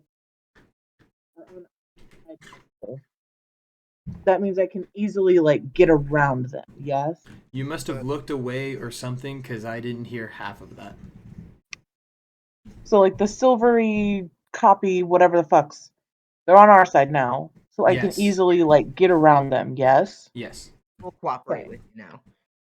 Cool. Had just enough, so the ability was leveled up just enough to take over 6 non-boss enemies. It was just enough to handle the party. Can you roll a d20 for me? Barracuda. Yeah. Maybe if I can find the right freaking channel. This is technically for Bazilla, but okay. Bazilla's not going to follow you anymore because it is frightened of the current situation. Oh, poor puppy. Bless his heart. To the point where it's going to move next to Koi. Wait, not gonna take fucking suffocate, you dick. God damn. What, me? God damn it. Who are you To talking to? suffocate. What, to me? To the captain, yeah. That's his last turn to suffocate. I don't mean to do this, but actually, the shield that is around the captain has dispersed that magic. The captain's no longer affected by any effects, including the permanent chill.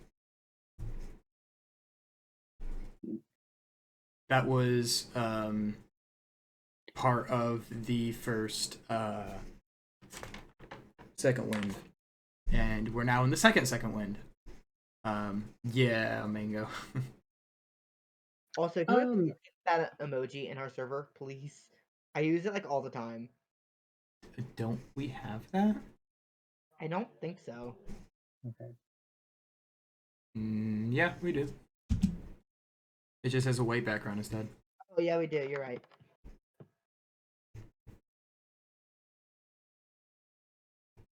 Love that for us. So, Barracuda, what are you doing during your turn? I am going to charge up to the fucker. And How close? Like right in front of him? yes. All right. Yes. So okay, there goes Kyle. That's okay.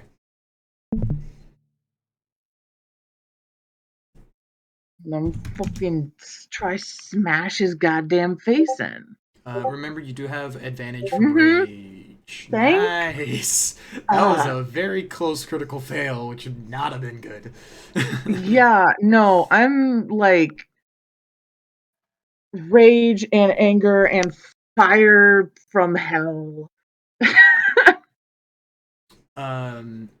What are you? What? Describe your attack. Smashing his goddamn face in if I can. With fire. Okay. With fucking no, pummeling his face. I My got this. fists are on fire. Yeah, I got this. I got this. First off, that needs to be there. Nope, the wrong button. There we go. Whatever. My like Okay. bracelet, quote unquote, magic weapons are like, I don't know, like glowing, simmering from fire. I don't fucking know. Okay. So previously you had a giant plume of fire that was in front of you. Throughout this entire experience that has gone on so far, you turn around. The plume of fire had slowly dispersed as you guys shifted into the like cracked form of your environment. You turn around, and the veins on both arms of Barracuda glow with a searing bright red light. It's like almost white. That's how hot it is, and it flows to the hands of Barracuda, and um, Barracuda lifts both arms into the air, almost as if he's going to grab his head, and then above him you see what looks like the end of a hammer, out of flame, shoot and form above the two captains, and with a clawing like hand motion, Barracuda brings this hammerhead down on top of both captains with a inferno. I'm going to go ahead and catch fire to here. Here, there's a thing there, but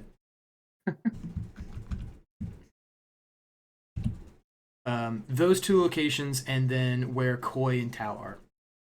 Okay. That's not on fire. That fire doesn't affect you. Dope. For the rest of combat, any fire on the ground isn't going to affect you. Nice. You're basically off of your body, not 5 feet, but probably around like a foot, maybe, is hot enough that it could burn someone who is not as attuned to fire magic as you are. Awesome. Okay, so your damage. 16. Go ahead and roll a d4 for burn because the ground is on fire. Of course. 4. So is that 18? 20. 20? Okay. Because 16 plus that 4.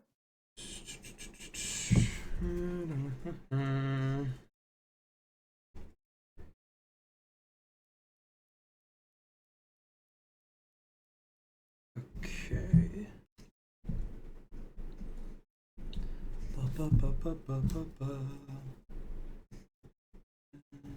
Okay. I really hope that's playing as a gift for other people because it's frozen for me. Yes, it is playing. Oh, thank God. Yeah. Yeah. Fantasy Bakugo is best Bakugo, and that is. Oh, the first one or the second one with Avatar? Which one are you talking about? Either one. Okay. I'm talking about the Bakugo one. The but... Bakugo one is not playing. That looks like an image. I don't know what it's supposed to be. But yeah, I don't know what's going on there. The fire that you have caused engulfed both captains and then slowly simmered back to the ground. It seems as though the fire has pierced through the magical barrier that is covering both captains and has basically there is a identical darker mark on both captains' striped white and blue shirts. It's like the blackness of ash that is just like smeared, almost like a satchel strap on them. They do not seem happy. Good. Also, I got it to work, and I'm very happy. Yes, Is dragon. Fantasy Bakugo is best Bakugo. Love a good dragon. That's basically what you look like, to be honest. Yes. Speaking of which, Tristan, how would you feel about me climbing up your Hydra in one of my next Go ahead.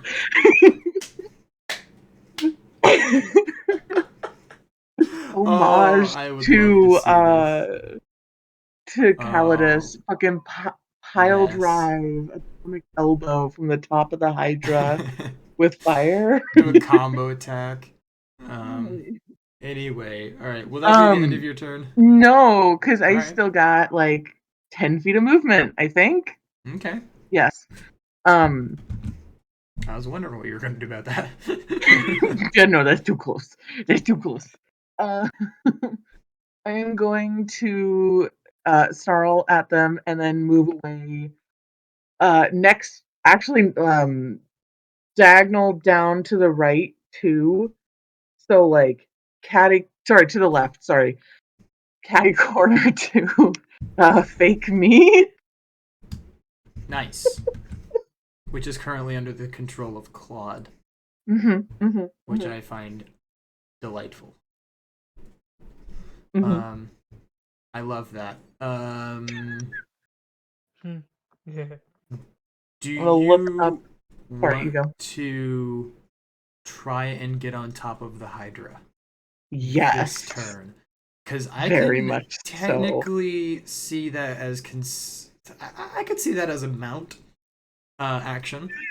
But this is a summon, and so I'm going to have you roll a d20 for climbing on top of it. Okay.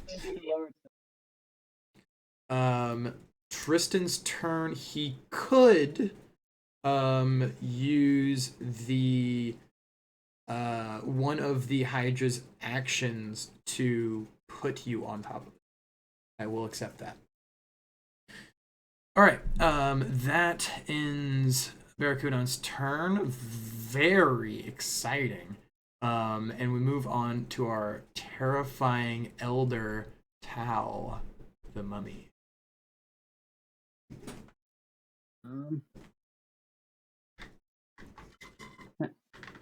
I used my I used my earth magic to move the protection back to Bakugo. Well, Barracudan. Okay. So full 4 back on him. Nice. And just order one of the take him up and have another one. I can barely hear you. Oh, order one of the heads of the Hydra to pick up Okay. Barracudan and put on top of another head. Cool. So that will remove one of the actions, which you know. Barracudan, you are now on top of the summoned Hydra. Remember that you now have 2 turns left of your advantage. You are actually, I had said it earlier to like ground stuff. But you're actually immune to fire damage right now and till end of combat. Yeah. Okay. I wanted to make sure that like came across. Okay, yeah. Tristan, go on with whatever you were doing. I saw you typing. So all the archers have 40 feet of movement, so they should be able to move within range of the captain. Yes. 5, 10, 15, 20, 25. 5, 10, 15, 20. That'll hit one of them.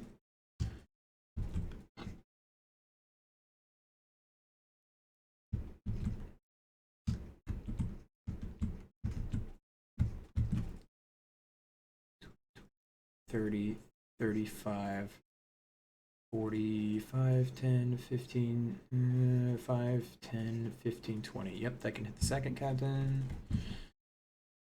C, V, X, 5, 10, 15, 20, 25, 30, 35, 45, 10, 15, 20. Yep. Yeah, and level 10 summon is not possible without downtime. 5, 30.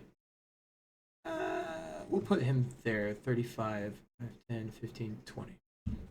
Because they are archers, so they wouldn't want to be too close. That's my argument. That. And obviously, this is the Hydra still. We're going to make Under him- fake Samira. Okay, your Hydra's now this color. Okay. That way we can tell the difference. Alright. And So then, that looks like, what is it, 3 archers on 1 and 2 archers on 2? yeah, there's 3 archers here and then 2 archers here. So 3 and wait, no, 5, 10, 15, 20, 20. Okay, so this archer could hit either one.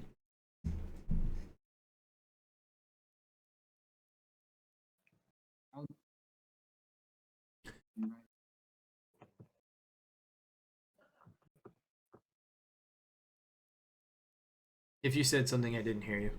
I'll do it like the left side going against 1 and the other Okay. 2 going against 2. So 3 on 1 and 2 on 2. Okay. So roll to hit with the first 3.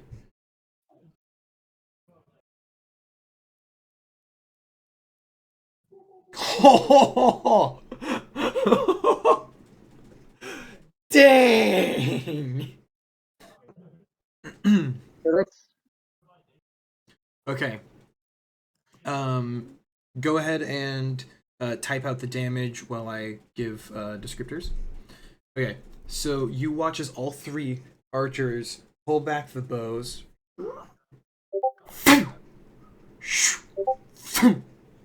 And each arrow, one at a time,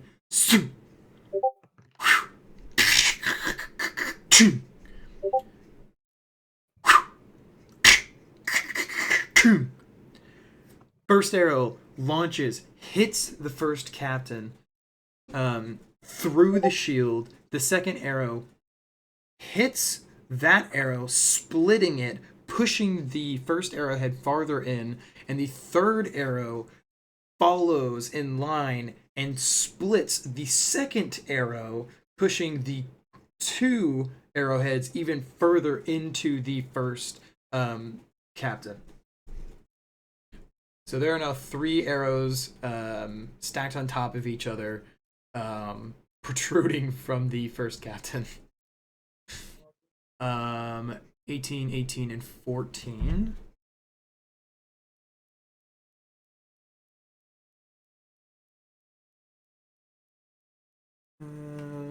What was it? 14? 14. Okay.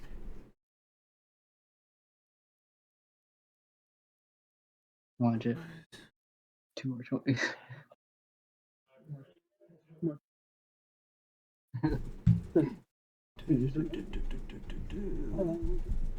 Well, for once, 1 was another. Yeah. Oh, that is a 6. That is not a 2. Okay. All right. And then I believe it is now your Hydra's turn. I still have 2 more archers. Oh right, yes, of course. Yes, of course you have 2 more archers. That's another 20. Oh my god. I gotta say, for the bosses that you could have rolled the most 20s on, this is the best one to have this happen. Alright. Well, it doesn't help have 10 attacks per turn. True. So that's another 18. Oh, I need to describe this as well. your position's there. Okay, so the 3 arrows that initially hit the first captain, stacking on top of each other, piercing. You can see a in the same location as the where the 3 arrows hit. On the second captain, you see an arrow-sized hole appear. The archer targeting the archer that hit or rolled the 20 pulls back its bow, sees the arrow-sized hole appear, and just like Hawkeye, releases an arrow and hits directly where that hole is. And you see both the captains just like, just a little flinch, just a little.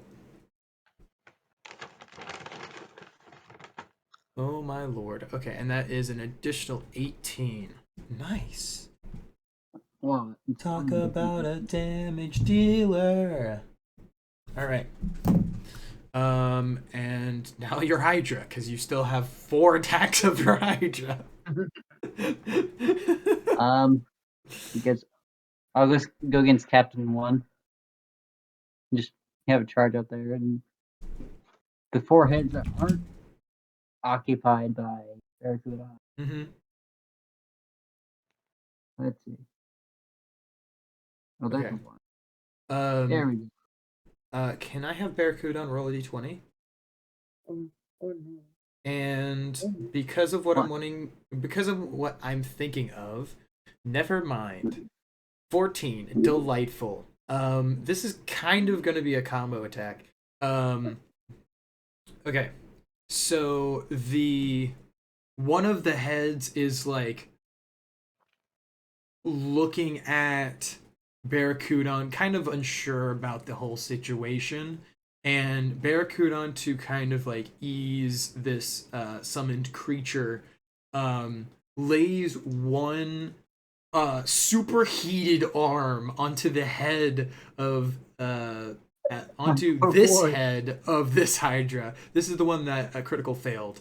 And you watch as the veins of Barracuda begin to pulse with the burning, searing light. And where Barracuda's touching, flames explode outwards and then seep into the head of this head of the Hydra. The Hydra's sides and throat begin to heat up and glow the same color as Barracuda's veins. And these attacks are not just reaching, they are firing fireballs at both of the captains, one after another.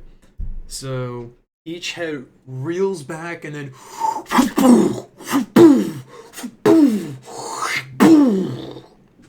landing. What? What's 9? Barracuda's magic has seeped into this Hydra, activating what it didn't know was a fire gland, and it's now able to shoot fire magic, causing a d4 per hit, mind you. So, additional to these successes, the Hydra on this turn is going to be doing d4 per hit. So, you have 3 successes. One of them is a +1 based on your previous roll. That is 15, 14, 14? Yeah. I guessed correctly. And 3d4. Alright, 3d4 on top of that. Yes. That's another 10. Awesome. Okay.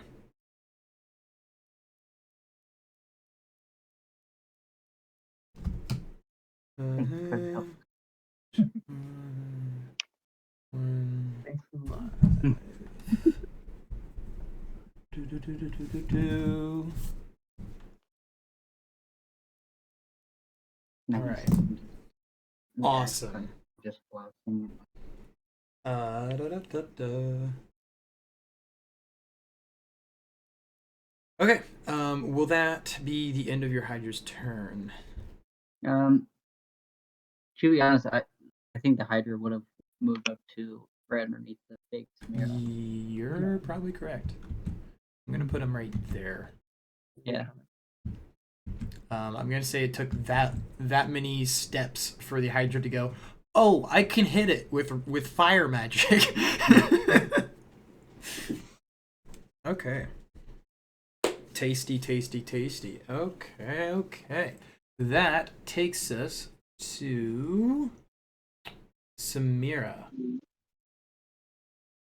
All right. I'm seeing the little Fs. Is that just a line of fire between the two, or does that extend It anywhere? is a square. I had said this previously, but it's okay.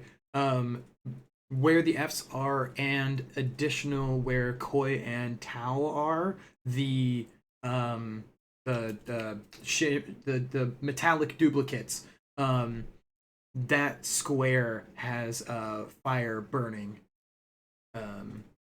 continuously. Okay. I just saw the two Fs and I didn't see where the other two were outlining Yeah, I had the said space it of fire. earlier, but it was kind of quick, so it's all right. Okay, I'm gonna move to above the Sam clone. What? Oh, Sam clone. I heard Sand. So I was like, No, the Sam huh? clone. I didn't make a sand clone this game. Okay. And then I'm gonna shoot a neutron blast at Captain number 2 for 45 damage. If I remember my numbers right. 45, you say?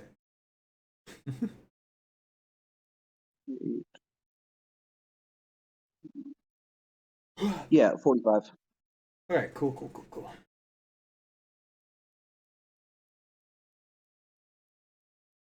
And then I'm gonna move 2 spaces to the right. Okay. Write down a new total. X right there. Okay. So, are you still in elemental form? Yeah, I already took my damage. Okay. So this elemental minotaur form steps up, and you can see each footstep. One is searing the ground under it, and the other one is causing frozen stalagmites on the ground as it lifts up. As it makes the next step, the ice seems to slowly melt as if the magic is rejoining the form as it steps in front of the mimicry version of Sam and takes the magic from its body and fires it. And as it's midair, you can see it split and hit both captains at once. The same damage as flavor text.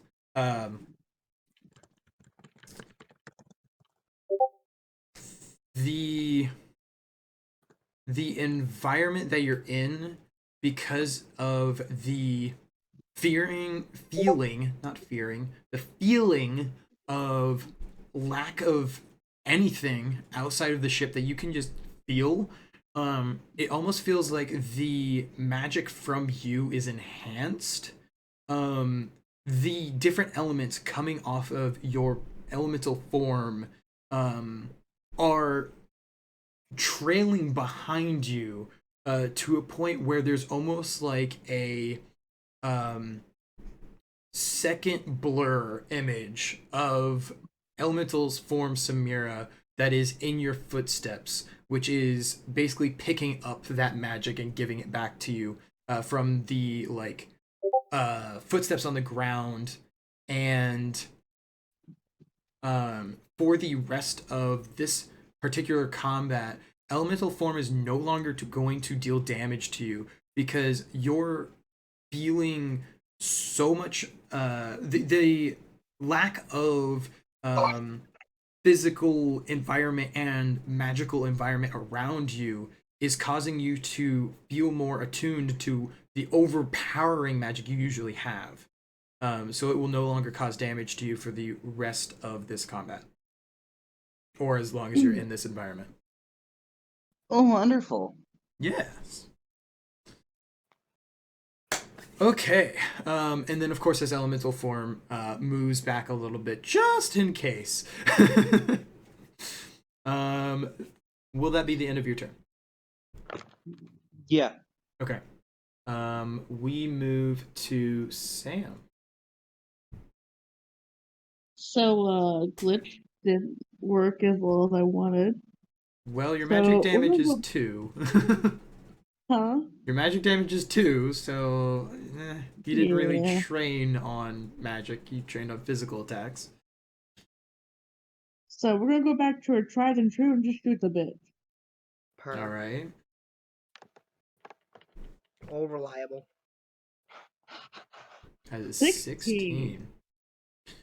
All right. Yum. Do you have any special arrows that you are using? I don't remember if you had anything. I think I did. Let me double check. Just No, I don't wanted have any special to check. powers. Okay. 16. Okay. You are in range of the second one. Okay. So you get out your 16 damage. Yes, I saw. Oh, that was your roll. It's just identical. Okay, so 16 damage. Let me calculate that first.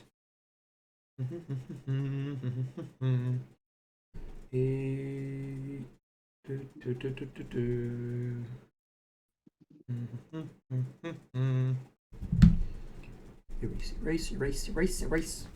You're right. Okay. You pull out your crossbow and you have it loaded from the previous round. You pull it out, you take aim, and something feels slightly different from your aiming experience compared to previously. Your lack of environmental interruptions, shall we say, seems to have enhanced your regular accuracy of your crossbow, and you fire it as it gives a little like out of the crossbow. As it flies through the air, it looks like it's going to aim for the shoulder of the second captain, but it auto corrects itself to pierce into the same location where the arrow that found the hole that the 3 arrows hit on the other captain. It aligns itself to that previous arrow, and because this is a bolt, it pushes itself with force farther into the captain. Till the end of this combat, because of your accuracy, you're able to find like pinpoint locations of where to hit either captain because they're duplicates. So yeah, all of your damage is now going to have piercing 2. Nice.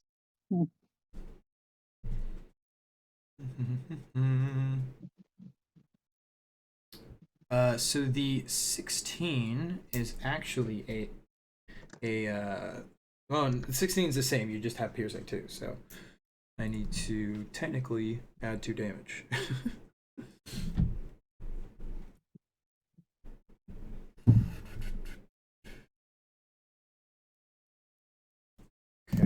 remember to have that noted as a till end of combat type thing on your character sheet, just to remind me. Okay, will that be the end of your turn? Yes. All right. That moves us back to Claude. I am so sorry in advance. I'm gonna go ahead and say this. Great. I'm so sorry. Great. I won't use it as much as I could. But I have found an infinite loop. Of course you have. What is it? My slots, but right now that's 18. So We'll get there. You're gonna do it, so. it's limited by 6. So now that I think about it, it's limited by 6. But I can only do 6 turns at once. Mm-hmm. Let's see. First thing I will do. No, don't open Google Word. Or not Google Word, Microsoft Word. Alright, first thing I will do is I will do a natural rift. Because of course I will. Let me get the image. You've already seen this one is. Great. I'm sorry. If it'll load. There it is. Oh, okay. Yes, I remember we talked about this. Yeah. So I'll summon that. For paraphrasing purposes, I will call that a dreadnought demon. I will just open up my little notes, scribble a little name and a little sigil on it, and like tap it twice, and summon this. Stats for this, according to the ability, is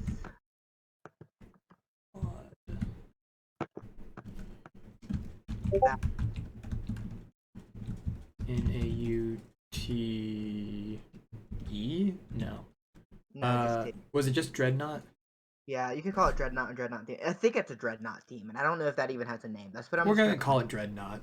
Because Yeah. you can't really tell if it's a demon or just someone in a thing. You So. really can't, but it's definitely dreadful. Yes. So I will do that, and Mhm. then I will cast Clockwork, which does not count as an action. I will copy and paste the description of that. Okay. I will say, as far as like stats go, except for health, this thing has not even the total health of one level 10 summon. I know. But I do know that you can't get to level 10 summon without downtime, so that, but okay, you're doing Clockwork? Yeah. Doesn't multi-magic say you can't take anything from anti-magic? I don't think so. Oh, I'm thinking of cancel magic, sorry. Something you can totally add, because goddamn. Count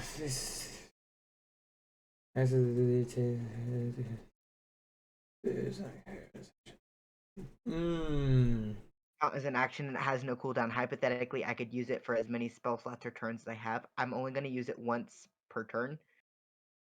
Yeah, okay. I'll write that down because Yeah. that is broken on its own, not just because of Archivist. Especially when you have a lot of spell slots. So, is it all right if I give you a cooldown on the fly? Yes. Okay.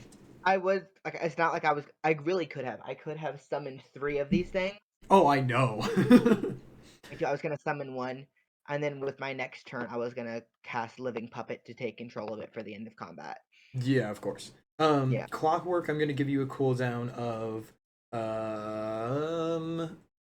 you have a cooldown already going of 4. I'm gonna make this one 5. Because you already have a cooldown going for a second wind. Yeah, and then 4 more turns of the Identity Crisis. So I'll cast Living Puppet and take control of it. So I am now in control of that as well. Yes. For those watching, the Dreadnought or thing summoned by Claude That ability does not give you control of the creature. No, It's a dimensional creature, quote unquote. when So you summon it, it attacks the closest thing to it until it dies. yes. Control of it immediately, otherwise it was going to kill the party. I Stuff on the board belongs to the party right now. will say that is a lot of damage, but it's only one attack, so it wouldn't kill your group. It has a lot of health, but yeah, not that much comparatively. Of them though. I already have pictures for the other 3, so we'll just save that. Okay. And then, do I get the stats, or will you just do the stats of the shadow clone? I think they're shadow clone, just the clone of the party. I will have the clone of the party attack the 2 titans, 3 on each side, Titans. or not titans. Captains. Captains. Gotcha. They rhyme. I understand the mistake. Anyway. Okay. That's gonna be confusing. But that's alright. This is interesting. Okay. Because of how this happens, party, I'm gonna have you act out what these things are doing because they're basically you, and your lovely Claude has taken control of them. So they're going to, if you're alright with this, Claude, act as the party, and it's gonna kind of feel like you're taking a turn again. So left to right, Samira, you're up. I'm just gonna fling a neutron blast at. Mind you, you are acting as the mere metallic form of you. You're not you currently, as far as Okay, so this is non-elemental form Samira then? Yes. Yeah. Okay. Yeah, still fling a still fling a neutron blast at that. And standard damage is 35. All right. Nice. Let's 35. I'm so glad this amount of damage was not thrown at the party as well. Yeah. So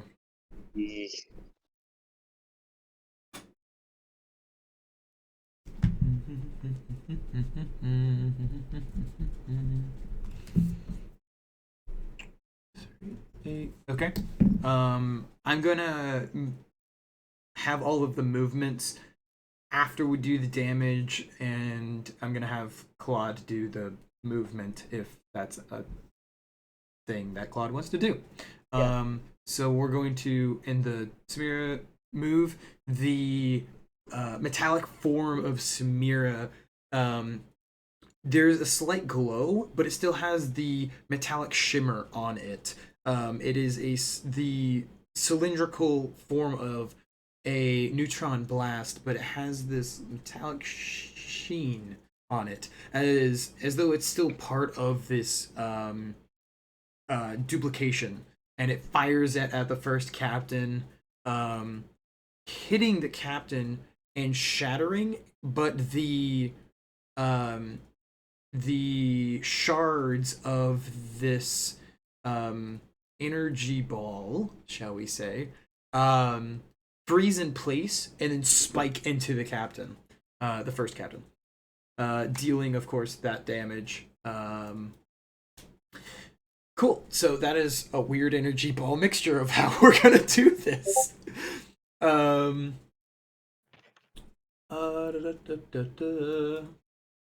Sure, why not? I mean, it's literally duplications of you.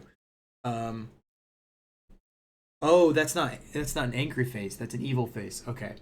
The notification makes it look weird. Anyway. All right. So we're moving to. This is gonna be strange. Tau. This is a duplication of Tau. that you're going to be doing damage as. So, Tristan. Hold on, I'm finding a reference. Oh, yes, please. This is gonna be weird. This is gonna be so strange once it gets to the captain's turn. Oh, I gotta say, I'm loving this combat more than all of the rest of them so far. Glad to hear. Like, I'm not too broken to make it unenjoyable. I I know how the beginning of it was the pain in the butt, and then the second, the first second wind, I was like, this is gonna get taken down by, Samira. So this was me thinking before the comment started. I had to add another one, but anywho, okay, Tristan. Right. So behind the captains, I'm going to summon something called a hecatoncheires. All right, let's see the image. Oh my god, I know what this is. Oh my god. Because I think it's funny. It's gonna be 500 feet tall. Because I know what it is. Oh, the grapple on that boy. You right. Oh my god. Okay. We're gonna say that that's all 5 of the hits. Yes. Yes. Okay. Copy. We're gonna put that here because it's large and in charge. We're gonna make it T because it's Tao who summoned it. Okay. So go ahead and roll to hit the 5 times. And then we'll calculate damage, and I'll give you your little bit of Hey, RP. can I make a hecatoncheires in your game? Like, just in Zellonia in No, general? no, you can't, because that thing has nearly infinite arms. Oh my god! Oh my fuck.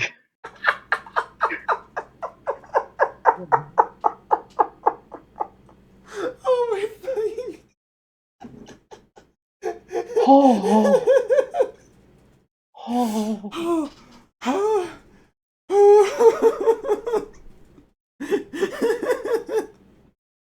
Well, I mean, it matches the thing you made, so. Remember, kids, make things that look cool, not dumb. Oh. Okay. Ooh. It's just scratching his ass with that last hand. Yeah, pretty much. It could scratch its ass and do all of this at the same time. Let's be honest. Okay. Oh, that's easy math. Sweet.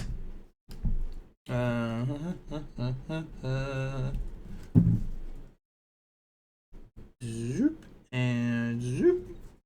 Sweet. I am surprised that the amount of damage has happened before the captains can actually take another turn. I know I skipped sort of a turn, but he got to go twice in a row, so. It has achieved the close to the maximum if all 5 were succeeding normally. Oh yeah. I expect it out of the creature that you have made. Metallic you have made. Okay. So, just because I think it's fun, the wrappings of the mummy Tau on this metallic form is actually visible by texture.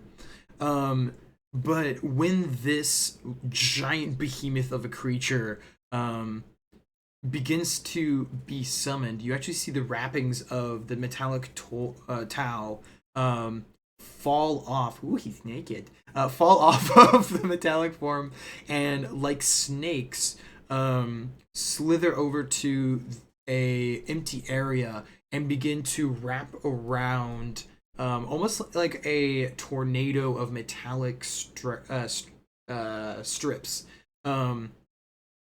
It begins to turn and wrap around, slowly growing larger and larger until it is the height of the previous legendary 500-foot tall Umbra, and then these straps tighten forming the shape of the I have to be careful with my words here. The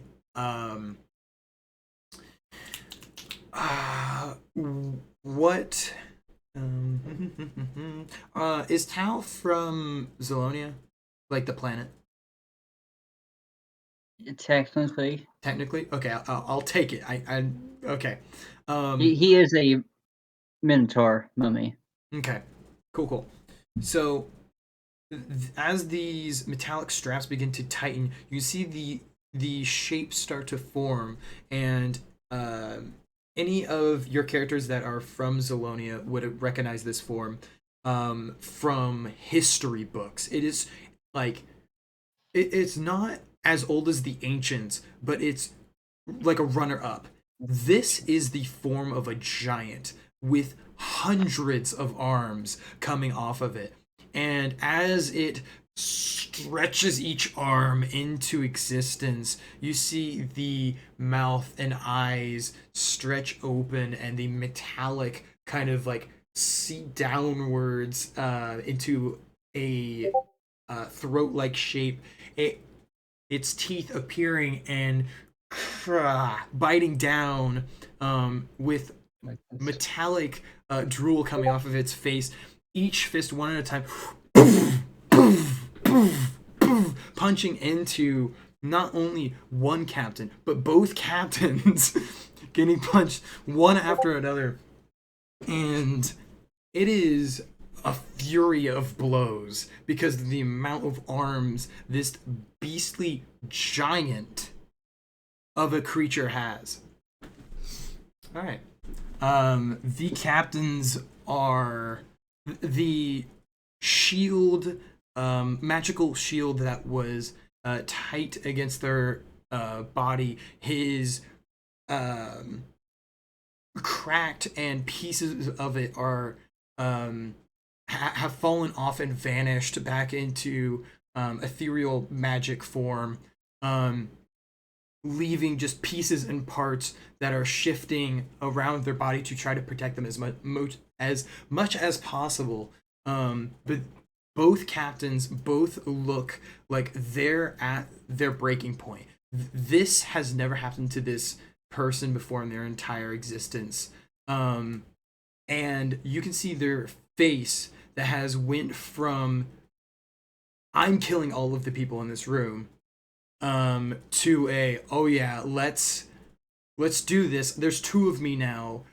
Not only am I killing everyone in this room, I'm going to make sure that the smear I leave on the metal flooring of this place is permanent. Has now shifted to a dreadful, am I going to survive this? All right. Yeah, pretty much. I already calculated the damage, yeah? Yeah, I did. No, Okay. It took me a second to catch back up and go, oh yeah, I did calculate that. Good lord. Whew. I will say this GIF, just because I think it's fun to kind of sidetrack and then go to the next person, gives a little like break to the intensity. I will never see the person on the ground as anyone else other than Kaiba from Yu-Gi-Oh! I think it's hilarious. Anyway, next up is I don't need to look at that. I need to look at this. The metallic barracuda. Mind you, you don't need to. Well, I guess you do need a roll to hit, but this form of barracuda has abilities and spell slots still. So yeah. So So okay. Does make sure you're up to the mic. sorry. Does metal copy, whatever the fuck we're calling it, Barracudan, does he recognize that he is not the true Barracudan? Oh God. This is very important. This is actually very important. Um, because this being is forged out of magic, it does not have the memories of Barracudan, nor does it think it is Barracudan, because it has never been Good. Barracudan. It God. is simply a creation, mindless, that follows the commands of whatever controls it. Cool. So the ability combustion, can I cast that on other people? Can you cast combustion on other people? Explain to me what combustion does and what you're wanting to do here. So so I always shorthand the spells to make them fit in the box.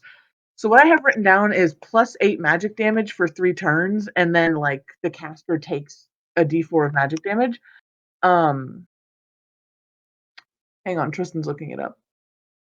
Yeah, so it's straight from the ability list. It says gain +4 magic damage for 2 turns, and the caster takes a d4 of magic damage. Obviously, it's been leveled up because of 6.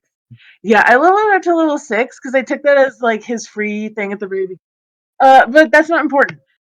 Can I cast it on another person?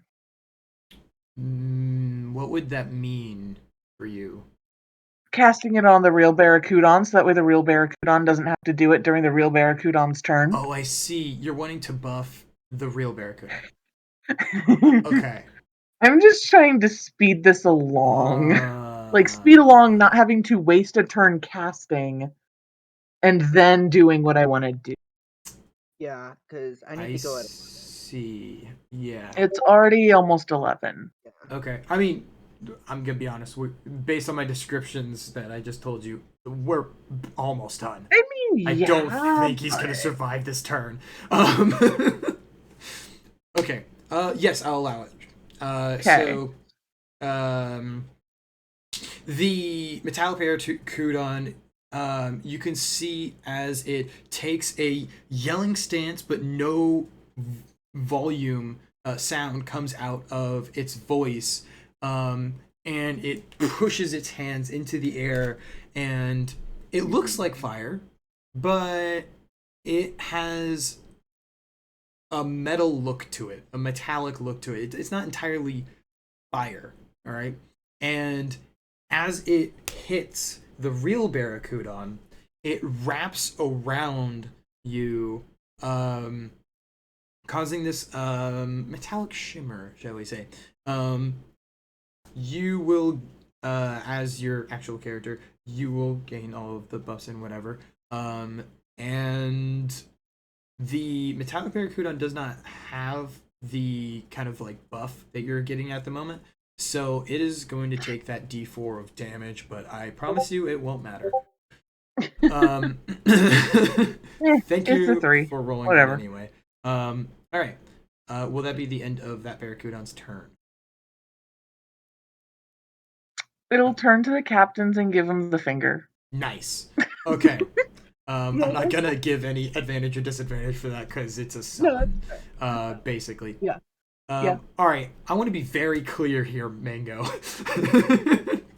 I know you could break this because it is a duplication of you as Claude, but I'm gonna ask you politely to be as nice and unbroken as possible with the duplication of you. Be delicate. Got you. I'll make a compromise with you. What I'm doing is broken, but it's not broken this turn. Is that okay with you? I'll allow it, yeah. This will cast Mirror Maid. I become one of the bosses for 7 turns. Oh my god. You become the captain for 7 turns. I become the captain for 7 turns. But that's my turn, so I do nothing now. Oh my Is that good god. Oh my god. Alright.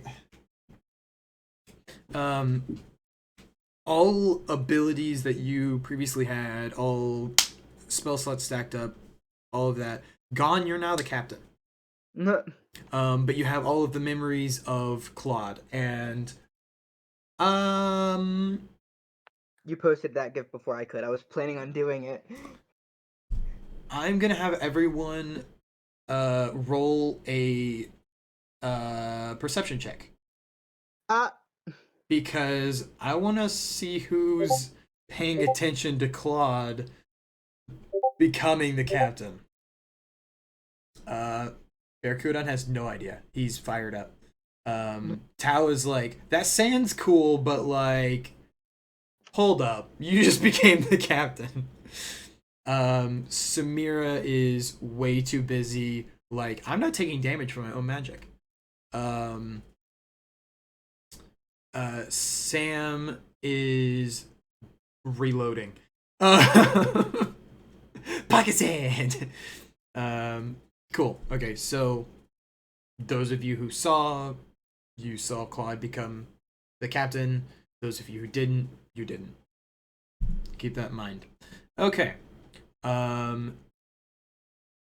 Would that have been you or the metallic form of you? Because I was asking for the metallic form of you. Yeah. So the metallic form of you is now the captain? Yes. Because it's the metallic form of me's turn. Okay. Okay, so regular Claude is still Claude, but the metallic form now is the silhouette. That's the word I was looking for, of the captain instead of Claude. Okay, that'll end that turn. Koi, I get to play. I get to be a part of the players, guys. Oh my god, I forgot. Right. Okay. All right. So the metallic form of Koi needs to roll a d20. I think. Yeah. You roll it? Roll it. You roll it? Really should have rolled it. Just for fun. Just for fun. Yeah. Okay, yeah. I was like, technically you're in control of them, so I'll give him advantage, but then 6, so. But I will take the 6 instead of the 1, because I had a thing I was going to do. You see the metallic Koi take out this extra shiny blade. I believe it's a longsword. Katana? It might be a katana. What did I write down? No, it starts with a K. We're gonna say katana. And unsheaths it, points it at the second captain, and then drops it. It splatters onto the ground. Yes, splatters, and then rejoins this metallic form of Koi. In turn, metallic Sam.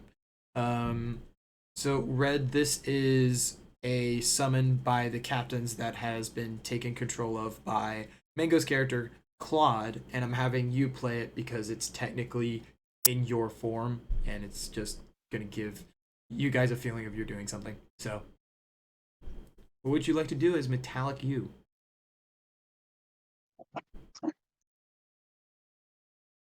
I have an answer, but it's not appropriate.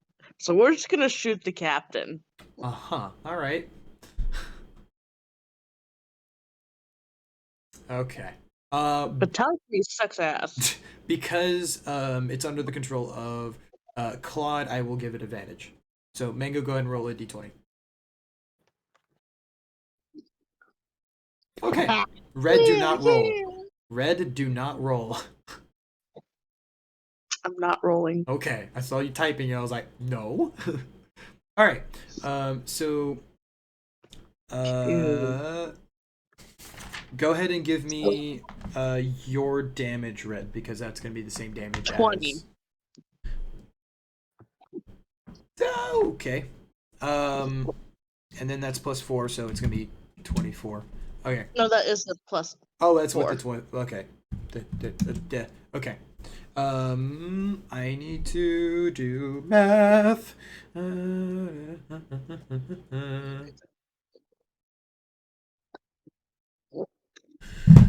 Oh, good God. Okay. I need to go here pretty soon. You caused this. Okay. You promise you have to stay for this shit. Okay. So, the metallic form of Sam, this is a crit. So this is I'm gonna go all out with this. You watch as the arms of this metallic being slosh onto the ground, sinking into the rest of the form of Sam. And it's like you're all watching this like, what? Isn't it supposed to attack? Like, what's going on? As this thought leaves your mind, replacing the arms of the metallic Sam, seemingly from behind it, from any angle you're looking at it, seemingly from behind it, appear not one, not two, but 6 loaded crossbows, and they just doo, doo, doo, doo, doo, doo. And they float around both captains, until they find that one spot where the arrows have been piercing over and over again, and 3 of them on Captain 1 and 3 of them on Captain 2 pierce on top of each other, pushing the stacks of arrows through both captains. It is now like piercing the lower left of both captains all the way through, and is just sticking there. I also have a +2 piercing. Yes, of course. But that applies to you, not to metallic you. Okay. Yeah. I did take that into consideration, but thank you for remembering that. Right. So that is the end of the metallic boyos, and regular Claude, will that be the end of your turn? Yes. Okay. So we move on to the captain, of course. The captain gets a turn. Wow! Okay. So let's go with a. Hold on. I'm so sorry. I forgot my dreadnought didn't do anything. Oh, son of a. Okay. It can't attack both of them at once, so at least one of them is going to survive. I'm gonna go ahead and. Is it alright if I move it next to the second captain? Yeah, go ahead. 15, that's 20 feet. It's gonna be able to make it. So, okay.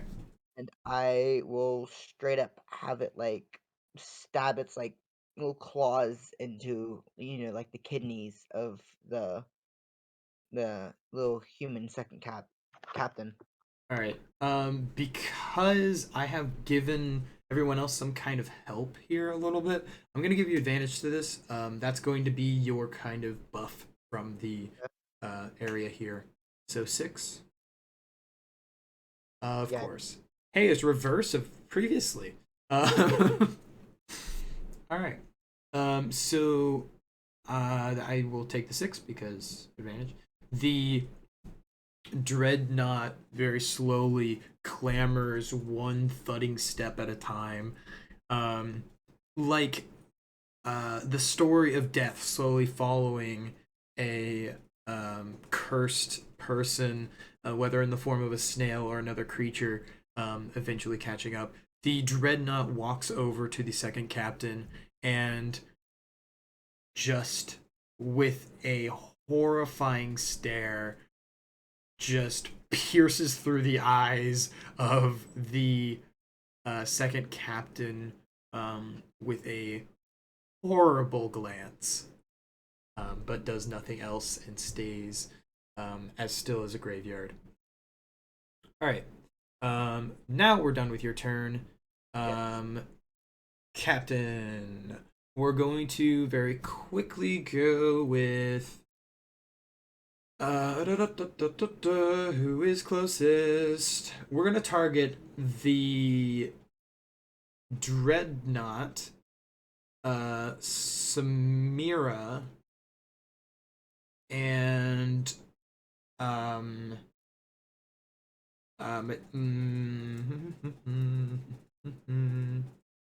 and Sam. So has it made an attack in this form? Yes, it has. Okay. So we're going to reload those. All right, with one action.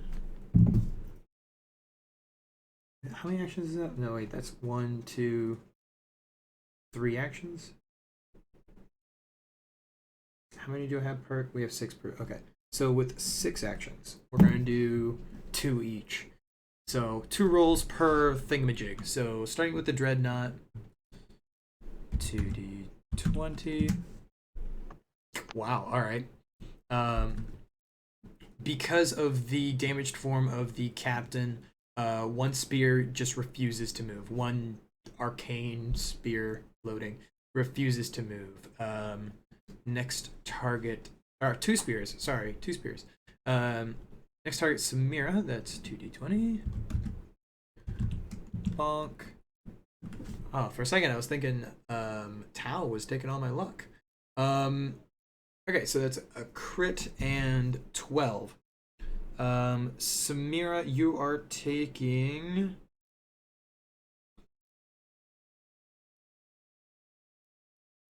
No.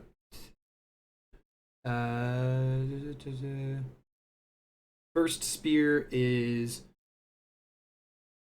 14 and 3 chill. The second spear is 10 and 3 burn. The first burn is 1. Okay, so 11 is the second one.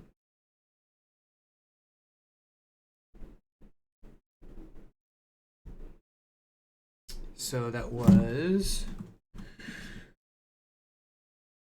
10. That was 14 because of the 20, and then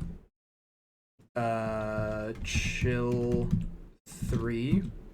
And then the second one was 10 and actually 11 from the burn, but the burn's separate, so 10 and then burn damage 1 and then 2 more turns of burn. Okay. So that's your damage written out. But it has chain, so it links to Tau, causing the same damage to Tau.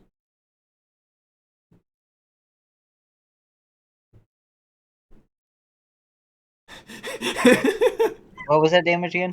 That is 14 damage initial. You have effect of chill 3, and then it is the second spear of 10 damage, with an additional 1 from the initial burn roll, and then 2 more turns of burn. 2 more turns of what? Burn. Oh, okay. And I have forgotten the burn for Mango, so I'm just gonna go ahead and erase that, because, yeah.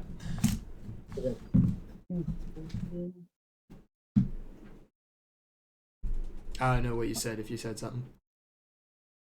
So 2. What was the damage? Okay. 2 times, or was it 2 If you look in chat, I have Oh. 14 damage initial, and then you have 10 damage plus 1. Okay.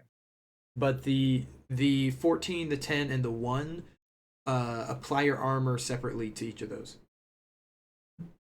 And then you have the effects chill 3. Oh, hold on. Both of you take an additional 3 because chill is applied first. Apologies. I didn't catch that. I need to find my previous host. So, Alright. chill 3 damage. So you have 14 damage minus your armor, 10 damage minus your armor, 1 damage minus your armor, and then 3 damage minus your armor. Because the burn damage, I believe, does not apply with the chill.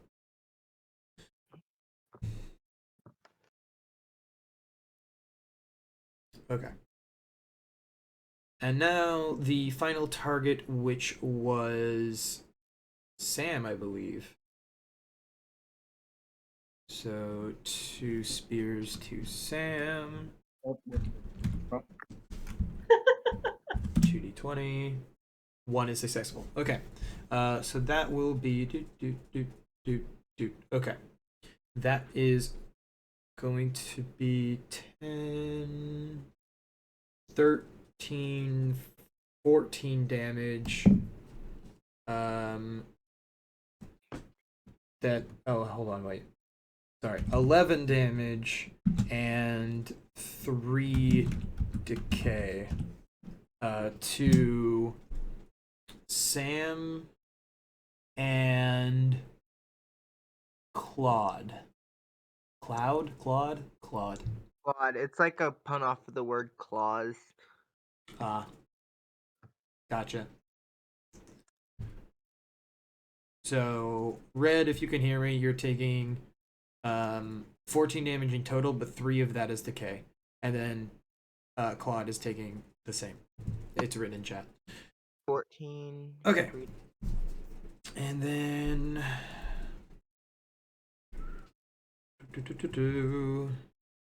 That puts me at... We're going to target Barracudan with 3. Excuse me? We're going to target you with 6. You fucker. I hope you have a lot of armor. Tristan, you gave me back that extra armor. Let's right? be honest, though. You look terrifying. So he does have the earth armor for me. yes, which is very good because you're gonna need it. So that is 6d20. Ah, only 3 hit. Well, that's good. Okay, so that is going to be 19's a +2, so 12 with chill 3, which is going to carry over, which I will do. I'm typing it all out so you can see it at the end. The next is 10 with burn 3. I'm going to do the burn in a second. Okay. I'm going to edit that message so you can go back to it. So burn damage 2. Oh wait a minute, hold on. The chill adds 3 to the 10, so that's 13. The burn damage is still gonna be 2 because it's burn, and then you have burn 2 left on you because 2 turns. I thought fire didn't affect me anymore. Oh, you're right. Fuck you, bitch! Thank you for catching that. Okay, so just 3 from that spear then. Oh, sorry, 13 from that spear because of the initial hit and then the 3 from chill. The third spear, which is the final spear because only 3 hit, is 10, which becomes 13 from chill, and then 3 decay damage. And because we're not adding chill to other effects, that looks like this. Ha ha ha ha. Okay, so it's So 12 damage. And I'm just going through this like So one apply, at a time. yeah, apply your armor to the 12, the 13, and then the 3. Or not the 3 because that's decay. So 12, 13, 13. I didn't write decay on that. Edit.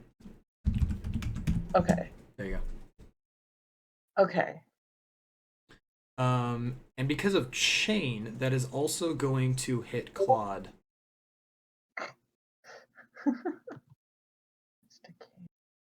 Total damage. Claude. Sorry.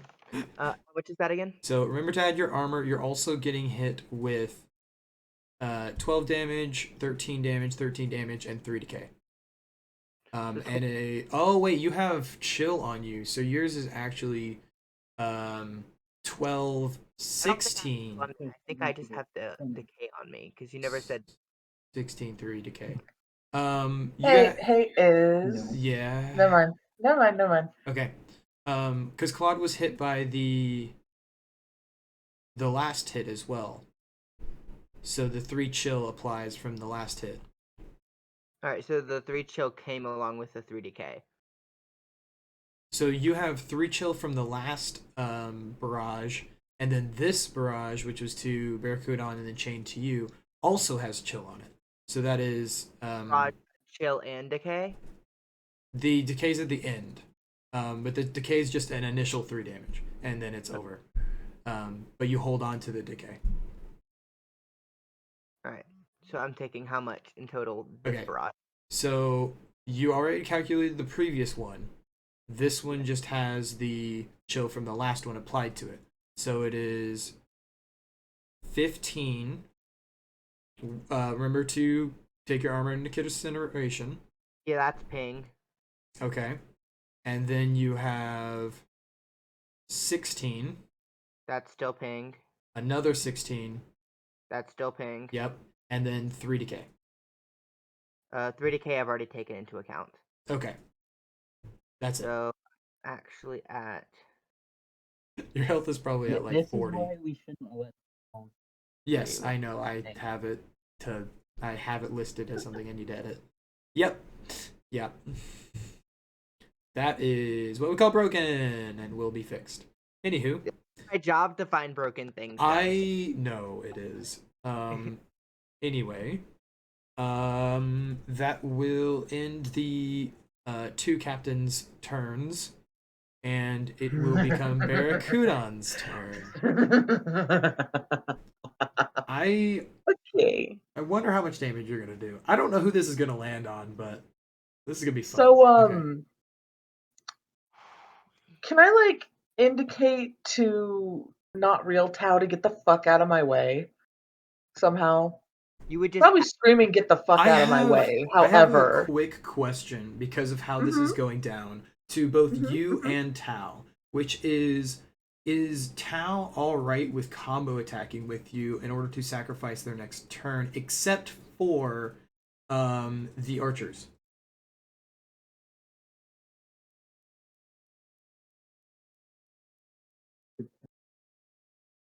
I don't know if it caught. He said depends. Depends on what.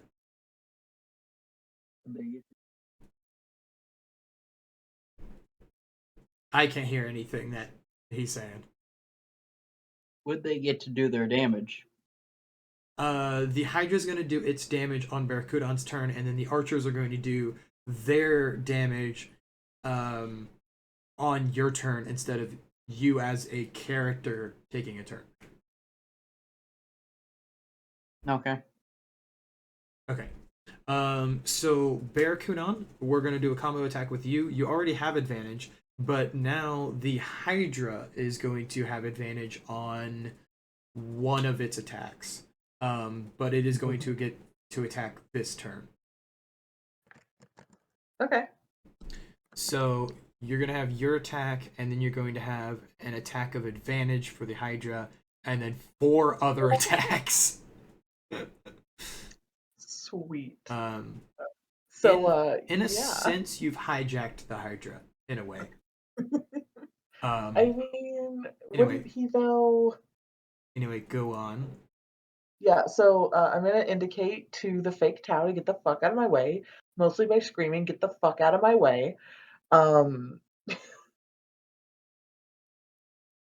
if he doesn't move, that's his own fault. And then I'm going to. He doesn't move. He's fair. Yeah, I figured. using the Hydra as a springboard, I am going to jump off of its head, Mhm. superhero land in front of, like, basically where Tau, the fake Tau, is. So, like, I'm assuming he's gonna die or something. Like, he needs to get the fuck out of the way or he will die. Okay. I'm gonna superhero land, smashing the ground in front of me as I cast, using my last spell slot. I'm gonna cast Thermobaric Incineration on Captain 1. What does this do? Choose a target. Mhm. They explode, dealing AoE times 2 6 magic damage, and then they get Suffocate times 6. Oh. So, not including Suffocate times 6, just me, that's 30 damage. Okay. I And need at least you. 6 damage to Captain 2 because AoE. Yes. Before we do that, hold Mm-hmm. on to like Mm-hmm. the damage amount. Go ahead and roll for all of the Hydra's attacks. Okay. So the first one's advantage.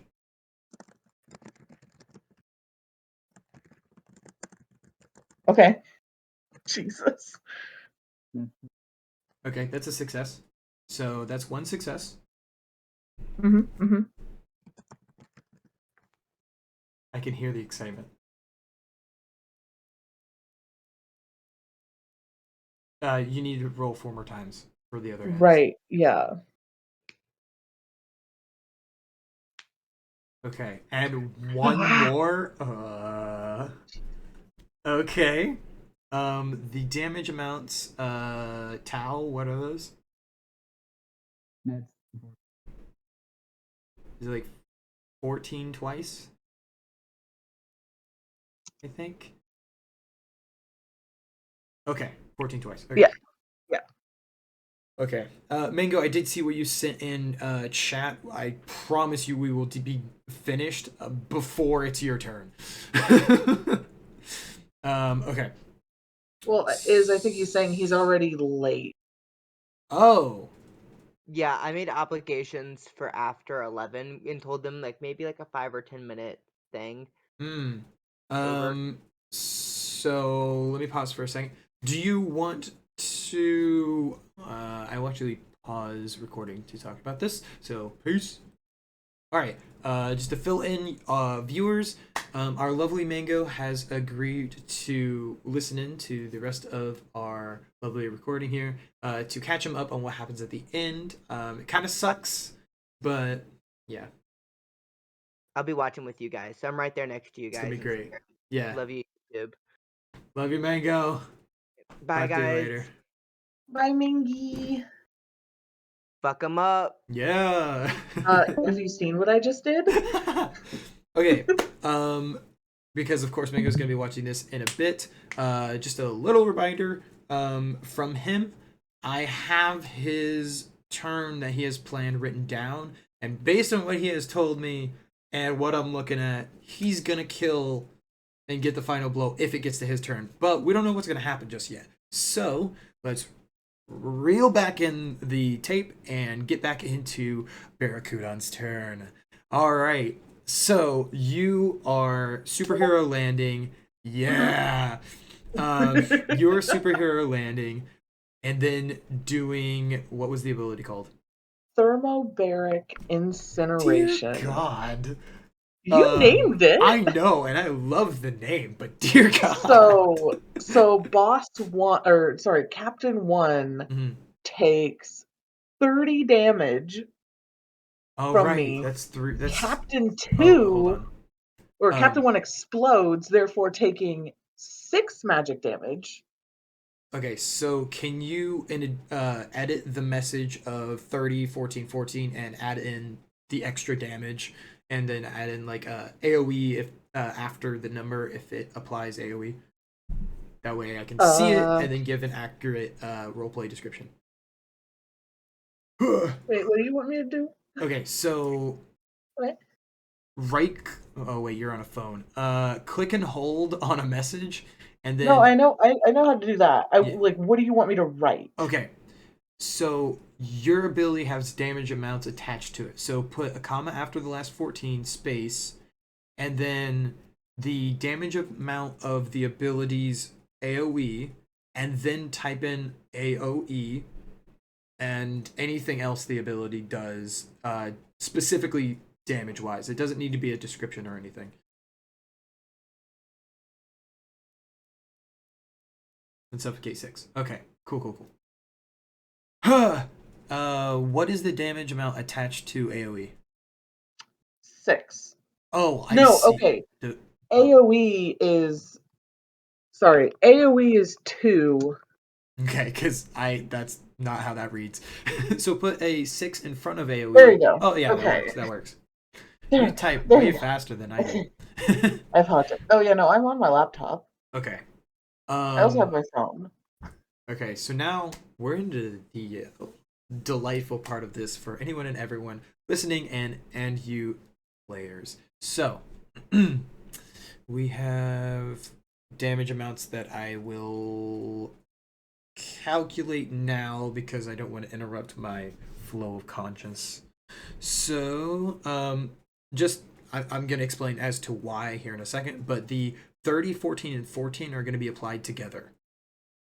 So that's actually 40, 58.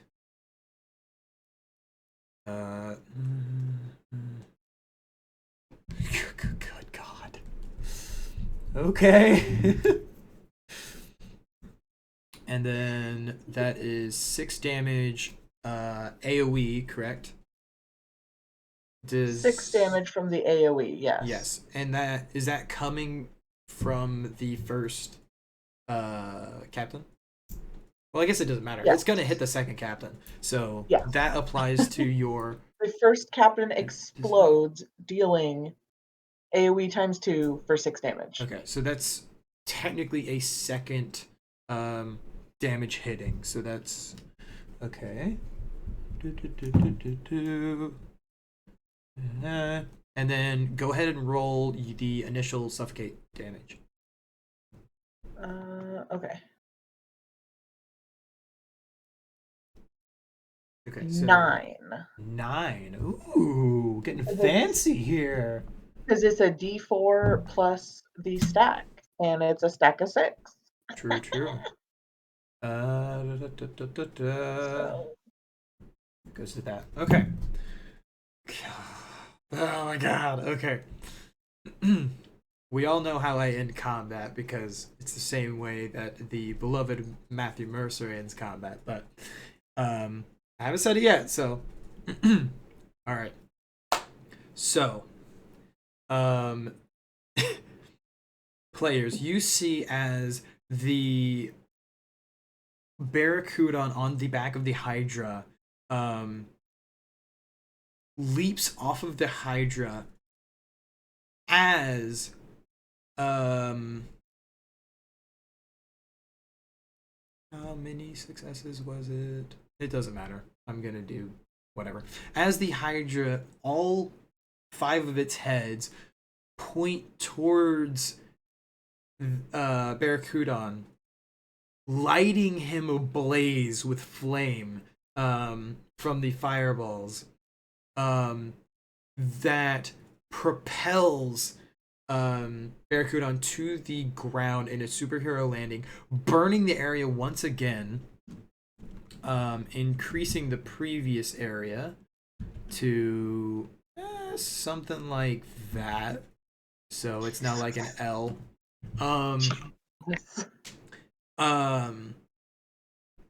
And this fire has surrounded Barracuda. You look more like a fire elemental at this point.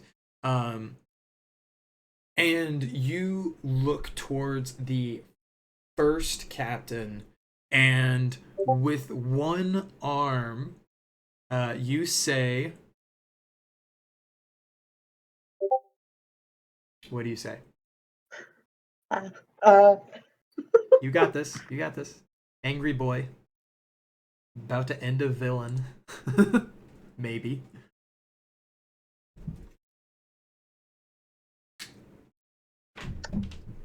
I will growl at him. You shouldn't have fucked with people's lives. Okay. So you put one arm because you can feel the fire magic flowing through you from like the beginning source of fire magic. That is what you can feel at this point. You point one arm because you don't feel the need to use more. You can feel this fire magic so strong within you that one arm seems enough for this guy. So you put one arm towards the captain number one, the first one, and go ahead and repeat what you said. You shouldn't have fucked with people's lives. Okay, I'm gonna go ahead and use what I know your character's voice would be. Yeah. You shouldn't have Like- fucked with people's lives. I don't want to yell too loud because people are asleep, but yeah. And you can see this small pinprick point of fire magic at the center of your palm, like a laser, shoot out and hit the first captain. And I need you and Samira to roll perception. thank God. Nice. Oh, Okay. I'm focused on this fucker. So Okay. So you see right before this pinprick of literally red hot, like almost white hot, prick, right before it hits Captain number one, you see 1 and 2 flicker. The two captains, you see them flicker. And then the pinprick laser point hits what you think is the first captain. And you see the captains start to glow from the inside out, and a guttural scream come from the captain as bright flames of white tipped with bright red explode from his mouth, and then the skin clothing begin to crack and melt off of the body, and then exploding. The whole form of what you believe to be the first captain explodes, causing almost a molten like explosion outwards. And right before the form of the first captain explodes into this like molten metal, almost molten rock. That's not correct. Molten metal. What you believe to be the second captain, you can hear a slight, faint word come from what you believe to be the second captain, second form of the captain. To be, you hear one word, which is nano.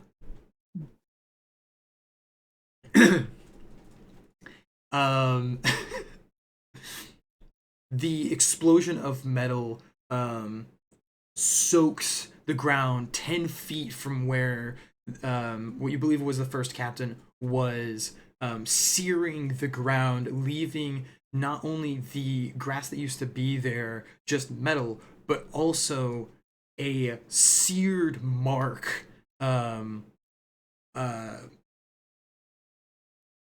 that area. So not only will it be this color, it will be this color. Nope, wrong button. There we go.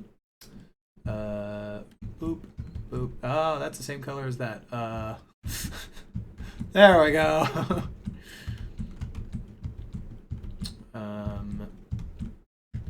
Oh my gosh, that area is huge. Okay. Good lord. And you are now basically here. Oh, nope, Sure. it'd be this color.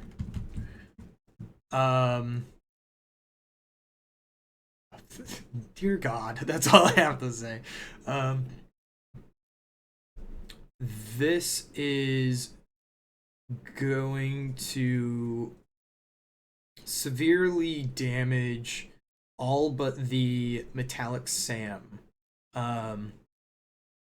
They don't die, but it does severely damage them. Because they have the. Oh, hold on, wait a minute. Oh, it's half. Oh, it's half of the HP. Never mind, they don't survive.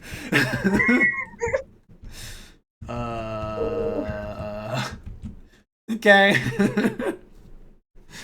Never mind. Yeah, sorry, 50 damage kills a half health player. I don't care.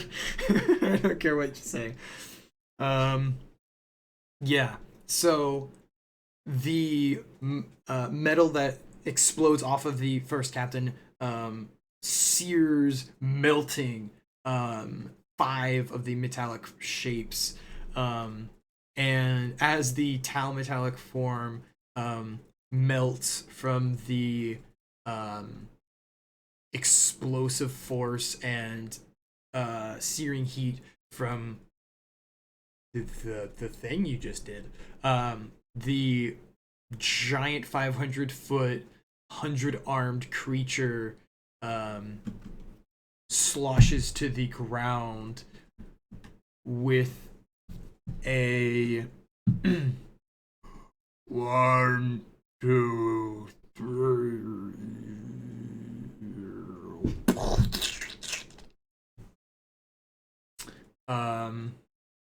With it, its voice is very similar to what you've heard before, but at a lower volume, a lower pitch, deeper. Yeah, it dies because the summoner died. We're just gonna make those that. Okay. Oh, good God. I'm gonna move that here because it makes sense for what has happened. Okay. Will that be the end of your turn? I'm gonna actually move the Hydra down one. Because it would have gotten the way out of it. It would have gotten out of the way of the blast. Ugh. Fair. Yeah. Yeah, fuck it, I'll stay there. Not that it matters to you. You're immune to fire damage at the moment. Exactly. Yeah. I'll stay where I am. All right. I will be done. Cool. That moves to Tal, which is your archer's turn. Okay. I believe 5, 10, 15, 20, 5, 10, 15, 20, 10, 15, 20, 25? Is there range 25? It should be, if it's Okay. made basic bows. But all but one of... No, wait. 2 of them are not standing in fire. Would you like me to move them out of fire?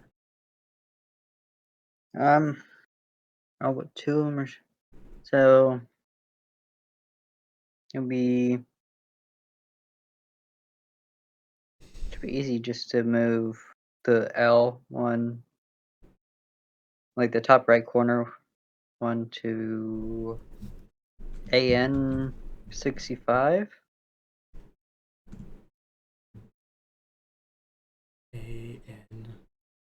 AN, right in the middle between AO and AM. 65. Right below that one, yeah. 15, 20. Okay. Just move all of them in that shape. Oh, I see. Okay. They should be within 25, right? These 2 would not have... Technically, they wouldn't have line of sight. Just move on the other side, Claude. Claude, then they have 40 feet movement. Okay.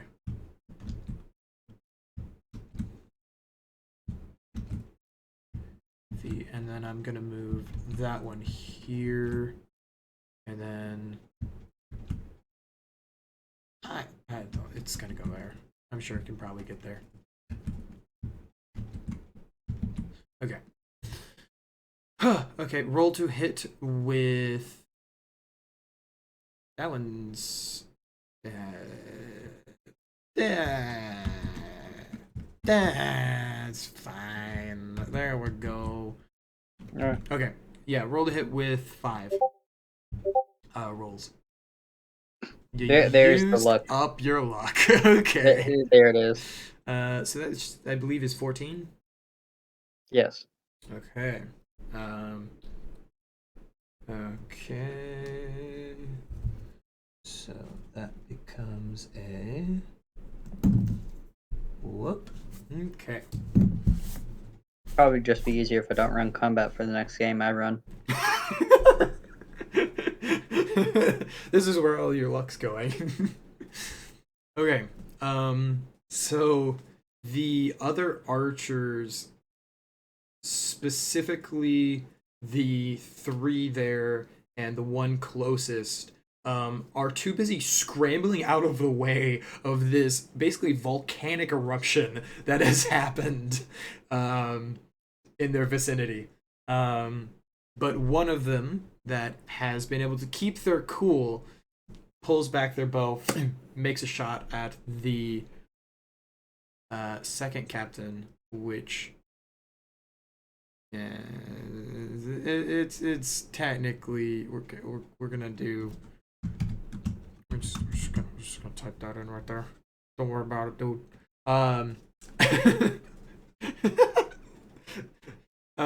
Yeah. So pulls back its bow, makes a shot, and the arrow, because of this strange environment, emptiness of magic, seemingly condensed to your party, a spectral form of this arrow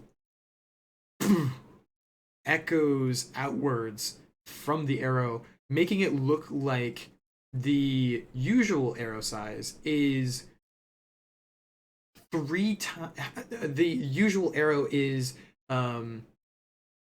inside of an bluish outline of a 3 times the size arrow, and as it impacts into the captain, not just does the captain stumble backwards from this hit, but the impact, you can see this kind of spectral form go through the captain, much like the the spears that the captain has been throwing. You got knocked back 1 from that. That's what you got from that.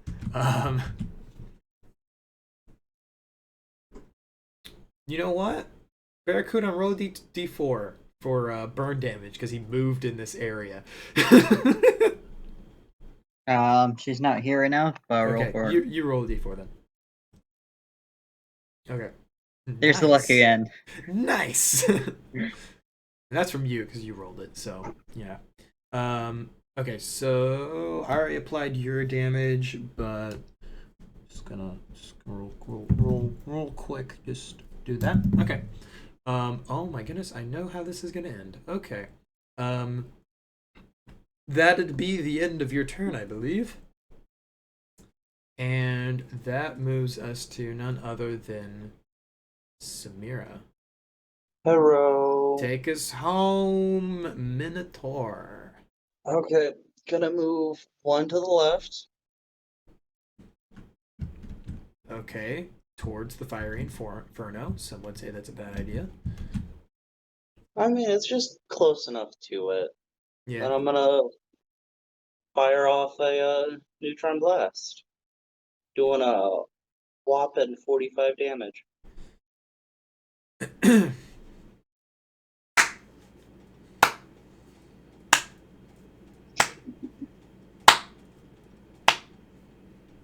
Does that kill it? How do you want to do this? Just fucking, you've been a dick long enough. Click. Click. All right. The elemental form Minotaur takes a few steps towards what now, with the burning and the massive explosion and condensed balls of magic being hit and attacked, and you can see the magical barrier that was around the captain is gone entirely. The spears, there's only like 2 left in floating in the air, and as you say this, you can see this like exhausted human with this giant scar over his face and previously determined, ready to slay another group of pirates. Not only does he look beaten, he is tired. He is finished. He is so beaten down. You can see that this is not an echo of the previous captain. This is the first captain. So we're just gonna do that. Okay. And remind me what you just said in character.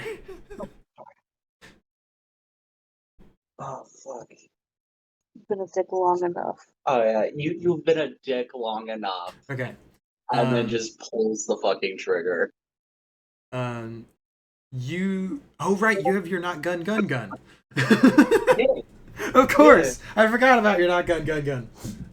So you see the rest of the players. You see this piece of wood that is shimmering from being enchanted too many times get pointed at the captain as though it were a gun, and as the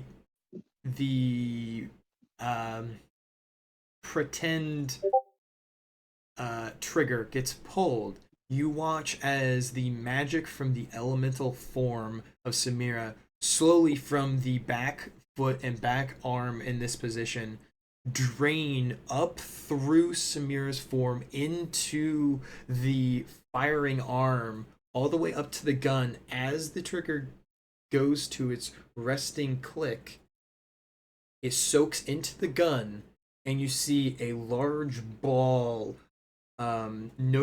noticeable from the previous times it happened, but 10 times the size from the tip of the gun, and then you just hear click, and then the reality that you guys have seen here begins to flicker.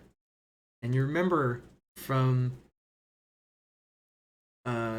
the last few times that you've been taken to different dimensions, you remember the feeling of this. So this happening again is not unheard of, is not strange to any of you. You're prepared. You're ready. You know you're going to flip back over. And as it flickers, nothing happens. This seemingly has become the new reality. Not only is the previous one seemingly the other dimension, but this one is the actual reality. And the click, after it echoes throughout the silent arena, you just hear a collapsing thud of this captain. And As it as the captain's body hits the ground, you notice bits and pieces of the face start to pop and peel off, and you can see electronics.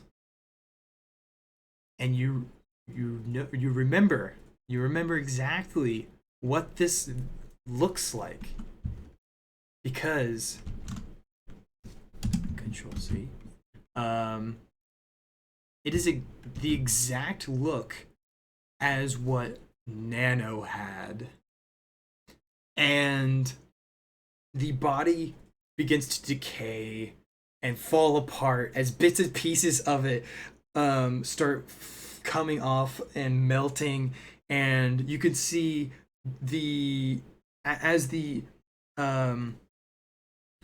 false form of this captain starts to melt away. You can see the original form of Nano finally come to an end.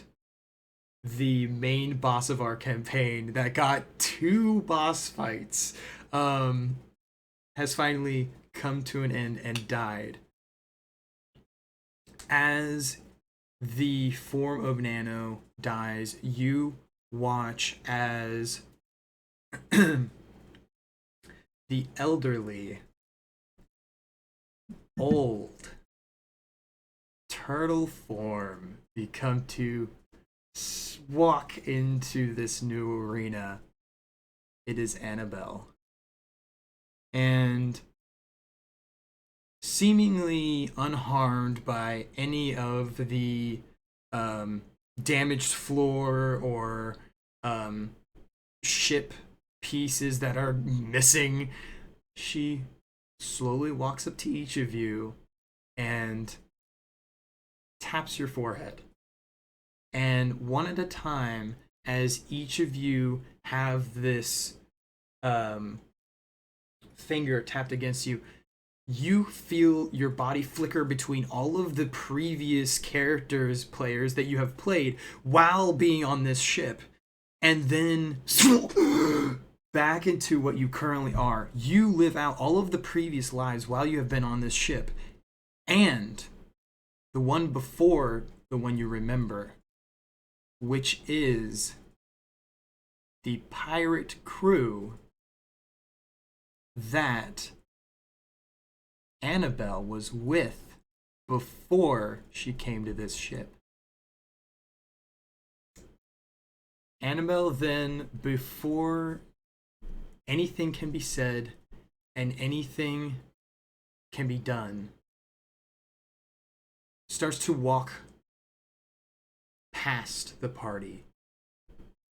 And without any words, without any, no, I'm not going to do this, you all feel a urge to be silent and an urge to follow.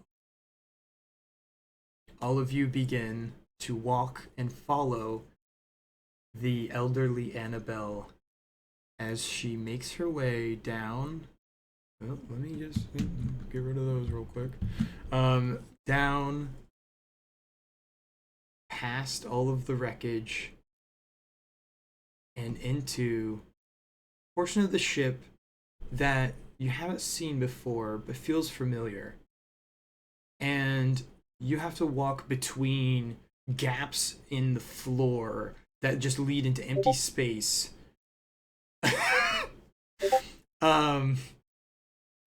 And you, from the lives you remember, before Annabelle interacted with your minds, causing you to remember, you can recall the jail cells that were slowly filling up as you were defeating creature after creature. This back area looks like a desecrated version of that as you're walking between gaps in the ship that are leading into open space. She continues walking without any words and leads back into the far corner of the desecrated back portions of the ship. And in the very back, seemingly almost untouched jail cell, there is a bound, gagged, and with a bag over his head in the fetal position, wrapped up with not rope, not any soft kind of material, but metal chains that some of them are broken, but not unclinched from the other links, piercing into the flesh of this human. Annabelle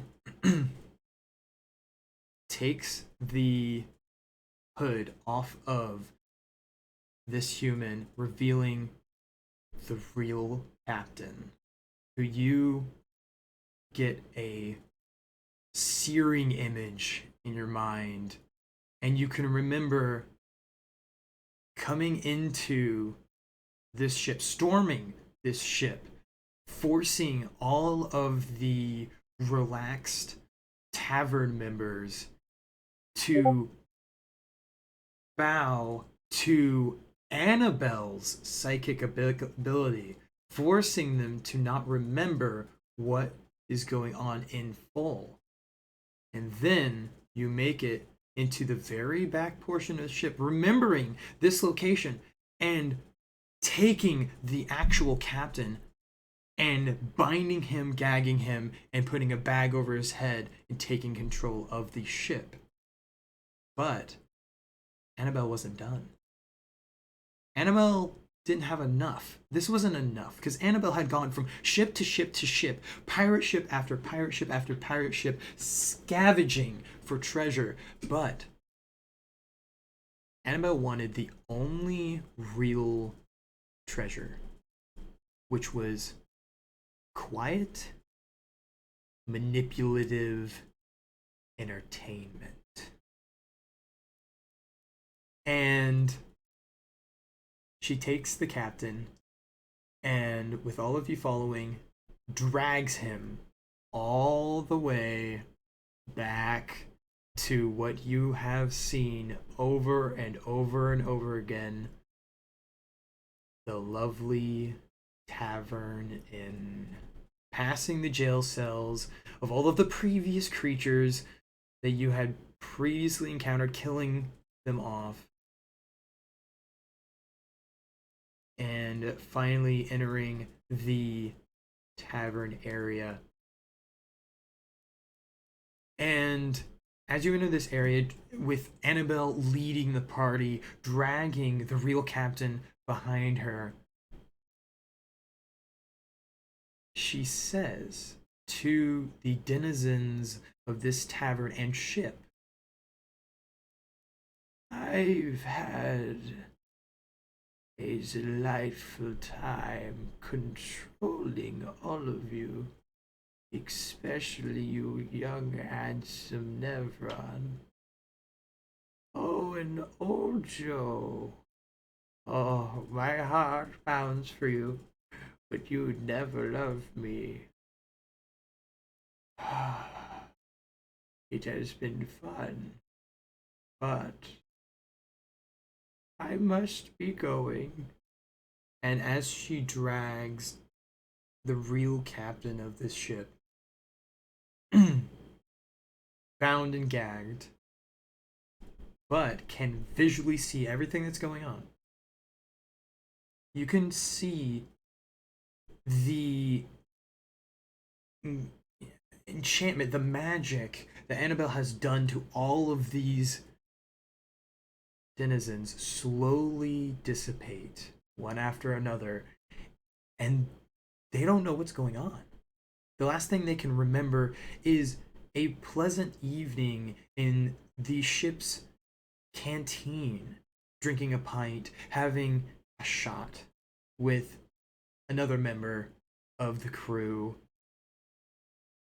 And you finally realize, from this memory that has finally rushed back to your mind, that this isn't a fighting ship. This isn't an arena you've been fighting in. This is a cargo ship. This moves massive amounts of cargo from planet to planet to planet. Where did the cargo go? And as you travel through this tavern, seeing all of the magic slowly drain from each of these corrupted citizens, you make it to the side door.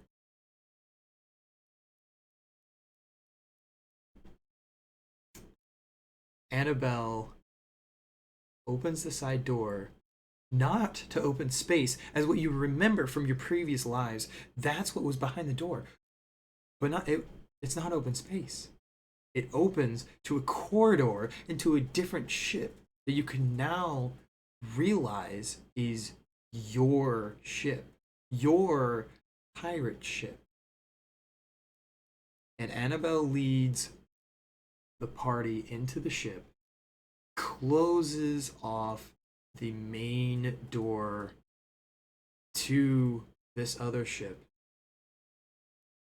and shoves the captain into a spare escape pod and says, "I've had my fun."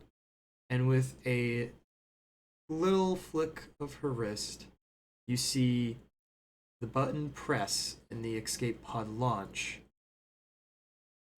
as you all take your right positions within this pirate ship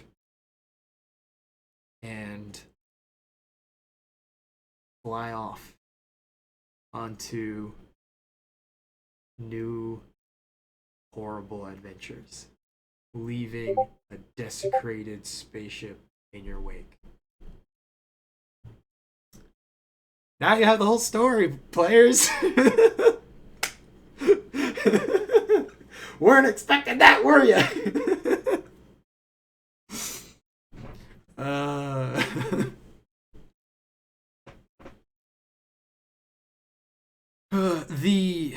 Okay, so you're saying it has a terrible design. I literally had to force you guys to not see like an airlock or anything the last time you viewed it. The hallway I was talking about when the door opens, that was the brain. What did you say? Airlock that you go through, that hallway. But the first time you viewed it, it wasn't there because Annabelle was making your mind play tricks on you. So I kind of dropped little hints here and there, especially with Mallory's characters, because you wanted to have the most interaction with Annabelle.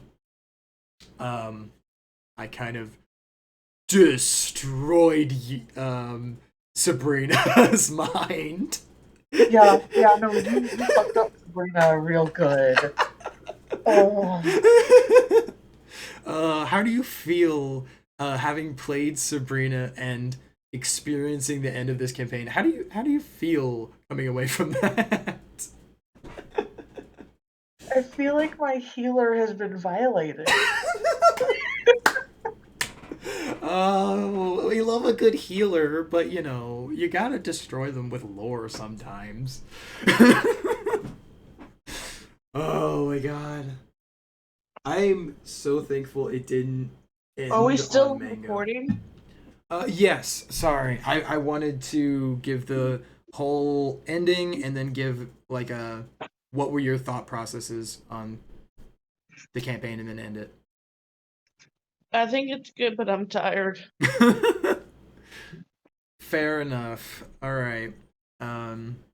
Everyone watching, thank you for completing the first, I suppose, official recorded Zellonia game.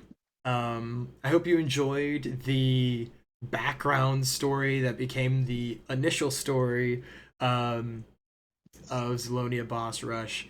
The players, of course, thought this was simply just a boss rush until lore got dropped here and there.